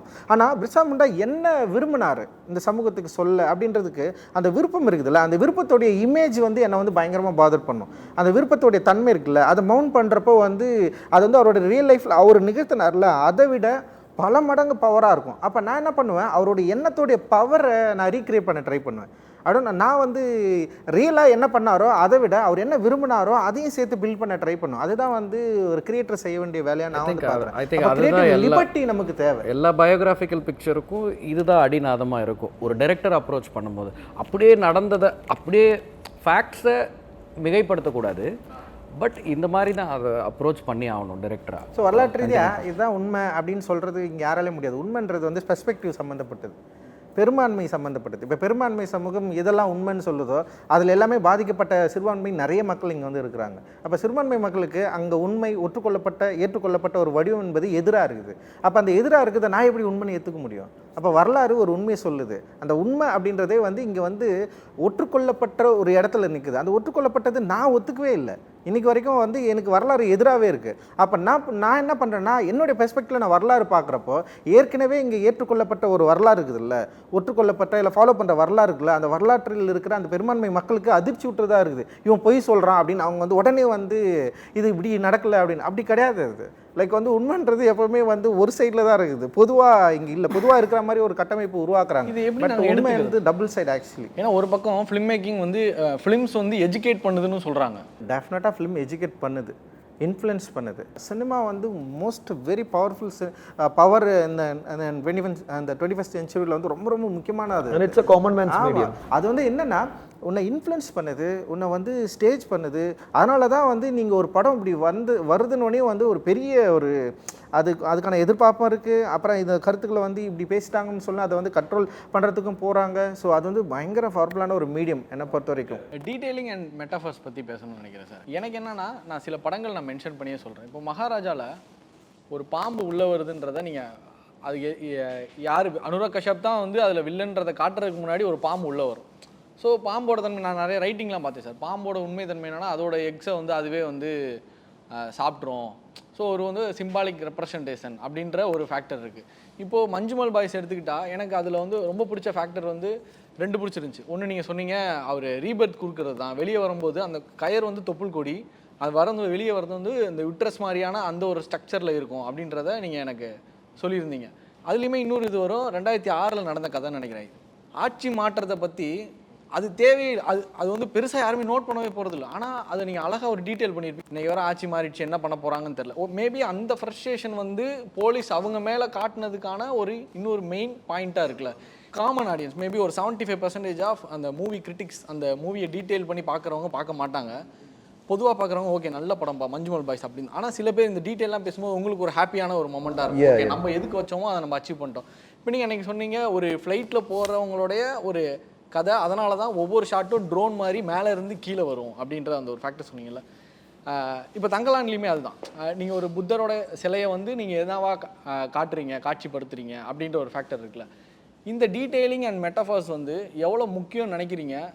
இது எதனால் வைக்கணும், இது இம்பார்ட்டன்ட், அது எதனால் முக்கியம்னு நினைக்கிறீங்க? Process of enjoying a painting, you look it from 15 feet away, you can see the whole painting and it makes sense. Then as you step in closer and closer, you see artists or simple motifs the artist put, so that there will be an overall picture. And as the appreciation is very subjective, so as each person look, there will be small stuff for each person to look at. That's how it is made, I think, in my understanding. So ஆனால் அது இல்லைனாலும் அது இல்லைனாலும் அது டோட்டாலிட்டியில் அது work ஆகும். அது ஒரு டேரக்டரோட like okay let me put this thing in the corner, யாராவது கண்டுபிடிச்சிடுவாங்க. Like so I keep something like that. But generally one overall அது இல்லைனாலும் அந்த சீன் ஒர்க் ஆகணும் இல்லை. But so every politics of me I can't verbally say it. It will be boring for the audience. So sometimes I put motives, sometimes I put imagery, sometimes I put a design. Subconsciously, even if he notices or not, subconsciously it imprints on his visual and it will have some effect on it later. முக்கியம் details metaphor வந்து ரொம்ப முக்கியம். ஒவ்வொருத்தர் ஒரு ரீசனுக்காக அந்தந்த creator use பண்ணிப்பாங்கன்னு நினைக்கிறேன். இப்போ இவர் வந்து ஒரு காலகட்டத்தை ஒரு டைம் லைனை சொல்கிறதுக்காக கூட அதை யூஸ் பண்ணிக்கலாம். அந்த மெட்டஃபரை சில நேரம் கவித்துவமாக யூஸ் பண்ணுவாங்க. ஒரு டயலாகாக இருக்கட்டும் இல்லை பின்னாடி அதை தான் அவர் பெயிண்டிங் மாதிரி சொன்னார்ல, ஸோ கவித்துவமாக யூஸ் பண்ணுவாங்க. சில நேரம் சொல்ல முடியாத விஷயத்தை நான் இப்படி கன்வே பண்ணிடுறேன் அப்படிங்கிறது இருக்கும். அது வந்து குறியீடுகளாக பின்னாடி வரும். சிம்பாலிசம், சிமியாட்டிக்ஸ், இப்படி ஒரு அப்ரோச் அது. ஸோ அது வந்து எல்லா படத்துலையும் எல்லோரும் பண்ணுவாங்க ஒவ்வொரு ரீசனுக்காக, லிமிட்டேஷனுக்காக. சில நேரம் சொல்லாத ஒரு சீனை ஒரு சில விஷுவல்ஸ் வந்து ரொம்ப ஸ்ட்ராங்காக நம்ம மைண்டில் போய் தங்கிக்கும். ஸோ அதில் கூட நம்ம நிறைய விஷயத்த டயலாகாகவும் காட்சியாகவும் அதுக்குன்னு ஒரு டைம் வேஸ்ட் பண்ணாமல் கூட இது ரொம்ப ஒரு எப்படி சொல்கிறது, ஒரு அப்ட்ராக்டாக சொல்கிற ஒரு டூல் தான் அது. அதனால் அது எல்லா ஃபில்ம் மேக்கர்ஸுமே யூஸ் பண்ணுறாங்கன்னு நினைக்கிறேன். அது ஆர்டிஸ்டிக்காக மாறும் பொழுது அதை மக்களும் புரிஞ்சுக்கும் பொழுது இன்னும் அந்த கிளாஸ் வந்து என்கரேஜ் செய்யப்படும். இதை பற்றி கொஞ்சம் டீட்டெயிலாக பேசுகிற மாதிரி நான் ஃபஸ்ட்டு எனக்கு ஒரு இன்ட்ரெஸ்டிங்கான ஒரு ப்ரமைஸை எடுத்துகிட்டு அதை நான் ஒர்க் பண்ணிகிட்டே இருப்பேன். ஒர்க் பண்ணுற சமயத்துலேயே எனக்கு ஒரு டீட்டெயில் பர்சனலாக கிடைக்கும். அது ஒன்ஸ் வந்து கம்ப்ளீட்டாக ஒரு ஸ்கிரிப்ட் ஒரு அளவுக்கு எழுதிட்டு பிறகு எனக்கு இந்த நல்லா சமைச்சிட்டு ஏதாவது சுவாரஸ்யமான விஷயங்கள் தூவும்ல, அந்த மாதிரி டீட்டெயில் தூவிட்டே இருப்பேன் பர்சனலாக. டைம் கிடைக்க இதில் எவ்வளோ சுவாரஸ்யப்படுத்தலாம், இந்த சுவாரஸ்யப்படுத்துறதுக்கு என்னென்ன பாயிண்ட் இருக்குது, டீட்டெயில் பண்ணலாம், அந்த மாதிரி மெட்டவர் பண்ணலாம், இன்னொரு பண்ணலாம், அது பண்ணலாம், என்னென்ன விஷயங்கள் ஆட் பண்ணி அந்த சீனை இன்னும் இன்ட்ரெஸ்டிங் க்ரியேட் பண்ண முடியும்னு தான் பார்ப்பேன். அதுக்கு பண்ண தவிர மறுபடியும் ஃபோர்ஸ்டாக பிளான் பண்ணி என்ன பண்ணாலும் ஆடியன்ஸ் வந்து ஃபோர்ஸாக எல்லாம் அவங்க ஈஸியாக ரிசீவ் பண்ணிக்கணும் தான், அப்படி தான் நான் பார்ப்பேன். எனக்கு செபின் டைரக்டர் எமிர் குஸ்தரிக்காவோட மூவிஸ் ரொம்ப பிடிக்கும். அண்ட் ஷாங்காய் திவாகர் பானர்ஜியோட ஷாங்காய் படம் அண்ட் அவரோட எல்லா படமும் பிடிக்கும். ஒரு சீன் டீட்டெயில் அப்படின்றது அந்த சீன் ப்ளே பண்ணுற வெதர் இருக்குல்ல, அந்த சீன் எந்த இடத்துல ப்ளே ஆகுது, சம்மந்தமில்லாத இடத்துல ஒரு விஷஸ் ப்ளே பண்ணி அங்கே ஒரு சுவாரஸ்யப்படுத்துகிற அந்த நீங்கள் ஷாங்காயில் தான் நினைக்கிறேன். ஒரு கரெக்டர் வந்து ஒரு இன்வெஸ்டிகேஷன் விஷயம் போவார் ஒரு ஸ்கூலில் எங்கே உட்காந்து பேசுன்னு தெரியாது, திடீர்னு கிளாஸ் ரூமில் உட்கார வச்சு இன்வெஸ்டிகேட் பண்ணாரு. பண்ணிகிட்டே இருக்கும்போது திடீர்னு கிரவுண்டில் விளையாட்டுருப்பாங்க, ஒரு வாலிபால் எடுத்து டக்குன்னு ஜன்னல் வழியாக வந்து பால் வந்து வந்துடும். வாலிபால் ஃபுட்பால் சம்திங் பேசி டக்குன்னு ஒரு பொண்ணு பால் எடுக்க வந்துடும். இது பார்க்கும்போது எனக்கு என்னடா இப்படி பண்ணிட்டாரு அப்படின்னு தோணும். பேசிகிட்டே இருக்கும்போது கொட்டாவியோடு சேர்ந்து ஒரு வார்த்தை பேசுவார். நீங்கள் அதை பார்த்தா எனக்கு இந்த மாதிரி விஷயங்கள் டீட்டெயில் பண்ண ரொம்ப பிடிக்கும். பர்சனலாக அதான் சொல்கிறேன், நான் என்ன வேணால் பண்ணுவேன், அதை சுவாரஸ்யப்படுறதுக்கு யூஸ் பண்ணுவேன். அப்புறம் நான் கொஞ்சம் பிரில்லியன்ட்டுன்னு காட்டிக்கிறதுக்காக ஏதாவது ஒன்று பண்ணிக்கிட்டு இருப்பேன். மேபி அது சம்டைம் ரைட்டிங்லேயே வரும், சம்டைம் வந்து ஸ்பாட்டில் வரும். மகாராஜாவில் பார்த்தீங்கன்னா பார்பராக இருப்பார், வெளியில் வந்து அவர் ஒரு ஷார்ட்டில் வந்து முடி வெட்டுவார் ஒருத்தருக்கு, கட் பண்ணால் 2 பேர் சேர்ந்து ஒன்றா ஒரே டைமில் காஃபி கொடுப்பாங்க. அது ரைட்டிங்கில் இருந்தது. ஸ்பாட்டில் அங்கே வரும்போது இப்போ திடீர்னு பார்த்தா அங்கே அந்த வீட்டில் ஒரு புத்தர் சிலை இருந்துச்சு. அதை எடுத்துகிட்டு வந்து எனக்கு இந்த ஃப்ரேமில் மூலையில் வை அப்படின்னு சொல்லி, இந்த ஃப்ரேமோடு அந்த எட்ஜில் இப்படி இருக்கணும் அப்படின்னு சொல்லி, இது மாதிரி ஸ்பாட்டில் நிறைய நடக்கும். அப்புறம் இந்த பாம்பு சமாச்சாரம் சொல்கிறாங்க, எனக்கு அந்த பாம்பு வந்து ரைட்டிங்கில் இருந்தது. அதாவது ஹீரோ வீட்டில் வர பாம்பு மணிகண்டனுக்காக, போலீஸ் ஸ்டேஷனில் வர பாம்பு சிங்கம் புலி அவருக்காக, அப்புறம் அனுராக் கஷ்யப்காக ஒரு பாம்பு வச்சுருந்தேன். அது கிளைமேக்ஸில் அது கொஞ்சம் ஃபோர்ஸ்டாக இருந்துச்சு, அதனால் ஸ்கிரிப்ட்லேயே எடிட் பண்ணிட்டேன். பட் இதை எவ்வளோ சுவாரஸ்யமாக கொடுக்க முடியும் தான் பார்த்த தவிர, பாம்பு குட்டியை வந்து சாப்பிடும் அதுக்காக அப்படி சத்தியமாக எதுவே இல்லை. அவ்வளோ அதை நான் படிக்கும்போது எனக்கு அவ்வளோ சூப்பராக இருந்தது. ஆமாம் ஏதோ தோணும் எனக்கு, ஆமாம்பா அப்படி தான்ப்பா யோசித்தேன் அப்படின்னு சொல்லி தான் தோணும். பட் நமக்கு தெரியல என்ன அப்படின்னு. அது மாதிரி அந்த எனக்கு வந்து எவ்வளோ சுவாரஸ்யமாக கொடுக்க முடியும், அதை மக்களுக்கு ரசிக்கிற மாதிரி கொடுக்க முடியும்னு தான் நான் பார்ப்பேன். அது வந்து ஸ்க்ரீன் பிளே ஆகட்டும், டீட்டெயில் ஆகட்டும், லைஃப் ஆகட்டும். என்ன தப்பான விஷயத்தை ரைட்டுன்னு சொல்லிடக்கூடாது, ரைட்டான விஷயத்தை தப்புன்னு சொல்லிடக்கூடாது, இவ்வளோ தான் யோசிப்பேன். எனக்கு வந்து சில டிமாண்ட்ஸ் இருக்குது. நான் வந்து சில கதைகளை எப்படி நேரடியாக பேச முடியாதுன்னு சொல்லிட்டு எனக்கு சில லிமிடேஷன்ஸ் இருக்குது. நான் ஃபஸ்ட்டு வந்து ஈரான் படங்களை வந்து தான் இதுக்கு வந்து பயங்கர எக்ஸாம்பிளாக எடுத்துப்பேன். ஸோ அவன் வந்து பயங்கர மெட்டாஃப்ரிக்கலாக ஒரு கதை சொல்லுவான். ஆனால் ரொம்ப ரியல் லைஃபு பேஸ்டு சிம்பிளான கதை சொல்லுவான். பட் அந்த ஊரில் இருக்கிற எல்லா பாலிட்டிக்ஸும் நேரடியாக சொல்லாமல் லைக் அவனுடைய லைஃப் மூலமாக பயங்கரமாக சொல்லிட்டு போயிடுவான். நீங்கள் அந்த கதையை பார்க்குறது மூலமாக ஃபாலோ பண்ணுறது மூலமாகவே வந்து அந்த ஒட்டுமொத்த அந்த சமூகத்தோடைய எல்லா பிரச்சனைகளும் நம்மளால் புரிஞ்சிக்க முடியும். ஏன் அவனால் நேராக சொல்ல முடியலன்னா அவனுக்கு லிமிடேஷன்ஸ் இருக்குது. அங்கே வந்து சென்சார் போர்டு இருக்குது. அவன் வந்து அந்த ஊரோட நாட்டோட பிரச்சனையை நீ சொல்லவே கூடாதுன்னு சொல்லிட்டு அவனுக்கு சில டிமாண்ட்ஸ் இருக்குது. ஸோ அவனுக்கு வந்து அவ்வளோ கட்டுப்பாடுகள் இருக்குதுன்னு வச்சுங்களேன். அது வந்து ஹோல்சமாக இருக்குது. ஆனால் இங்கே வந்து பார்த்திங்கன்னா வந்து சில லிமிடேஷன்ஸ் வந்து சில ஐடியாக்கள் மீது வந்து இருக்குது.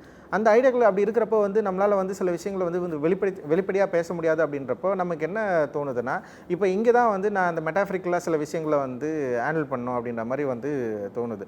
அப்போ வந்து எனக்கு வந்து நேரடியாக சொல்ல முடியாத, இல்லை வந்து நான் இது நேரடியாக சொல்ல வேணாம், அப்படி நேரடியாக சொன்னால் வந்து இங்கே ஆடியன்ஸ் வந்து ரிஜெக்ட் ஆகிறதுக்கான வாய்ப்பும் இருக்குது. அப்போ அப்படி சொல்லாமல் இப்போ மெட்டாஃப்ரிக்கலாக இதை சொல்லி அந்த ஆடியன்ஸ் அதை பார்க்குறது மூலமாக அந்த இமேஜை வந்து ஃபஸ்ட்டு அவங்களுக்குள்ளே கடத்தணும் அப்படின்னு நான் நினைக்கிறேன். அந்த இமேஜ் வந்து உடனடியாக அதை பற்றி வந்து என்னால் பேச முடியாது. ஃபர்ஸ்ட் படத்துலேருந்தே நான் வந்து அந்த இமேஜை கொஞ்சம் கொஞ்சமாக அப்படியே வச்சுட்டே இருப்பேன். என்னுடைய திரைப்படங்களில் பார்த்தீங்கன்னா ஓவரால் படங்களே நீங்கள் வந்து எடுத்துக்கலாம். அந்த மெட்டாஃப்ரிக்கலான நீங்கள் காட்சி பத்தினீங்கன்னு வச்சுக்கலாம், எல்லா படத்துலையுமே அது இருக்கும். ஏன்னா இப்போ தான் என்னென்னா பாப்பு பாய் எல்லாருக்கும் தெரியுது, புத்தர் என்ற நான் ஏன் வைக்கிறேன், அவருடைய லைஃப்பை வந்து இங்கேயே தலித் லைஃப்பையும் வந்து கனெக்ட் பண்ணுறேன். ஸோ இவங்களுக்கு 2 பேருக்கும் என்ன இருக்குது, ஏன் லேண்டை வந்து தொடர்ந்து நான் வந்து கேட்டுகிட்டே இருக்கேன்.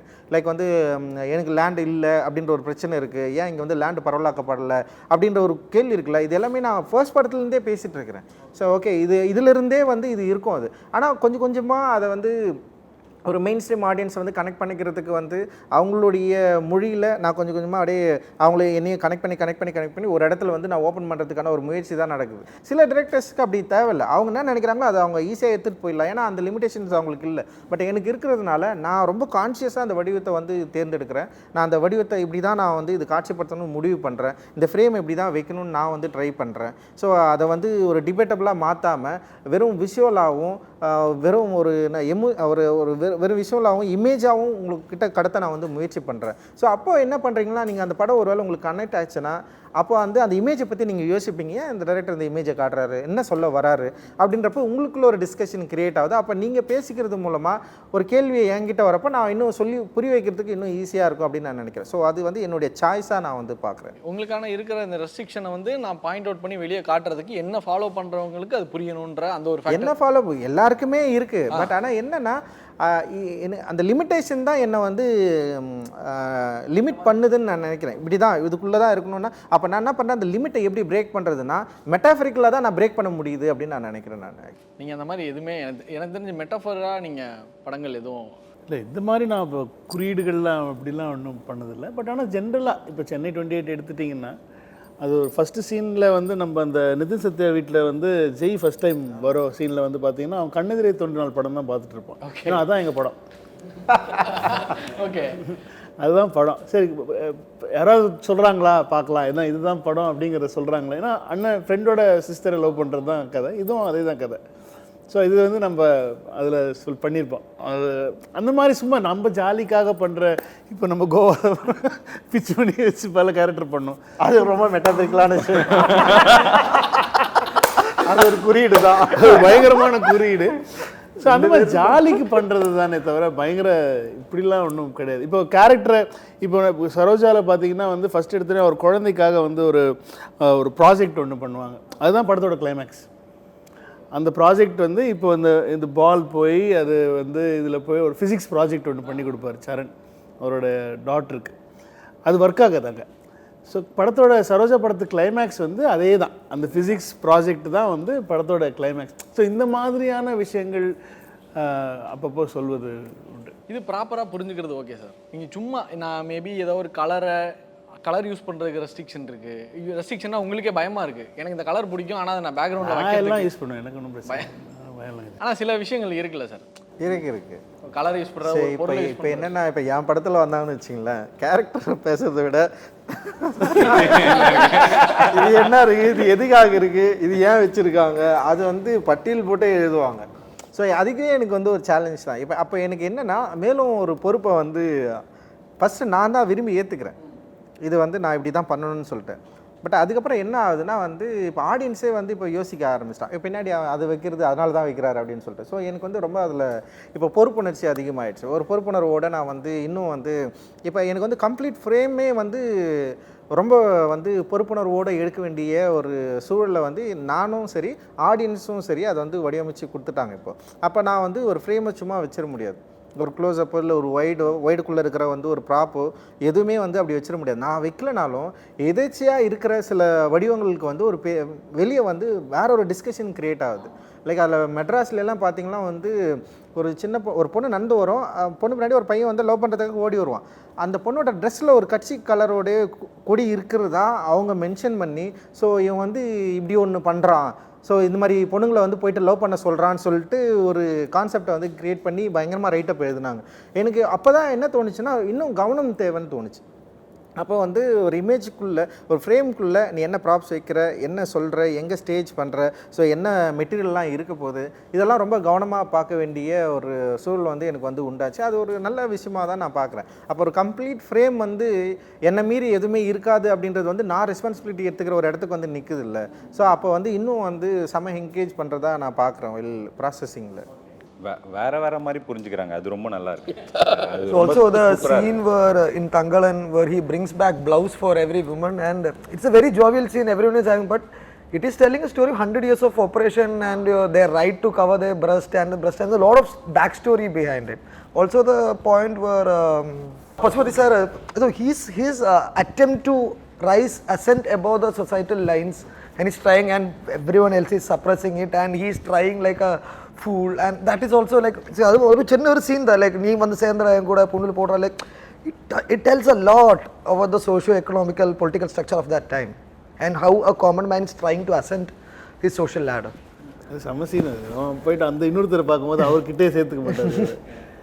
தொடாது கிட்ட வராது போயிடு அவரை போய் நானும் நம்மளாம் ஒன்று அந்த மாதிரி ஒரு மூடு இருக்கு. Extra very very very clever. எவ்வளோ பெரிய விஷயத்தை ரொம்ப சிம்பிளாக ஜாலியாக சொல்லிட்டேன். ஆமாம், சூப்பராக சொல்லிட்டேன்.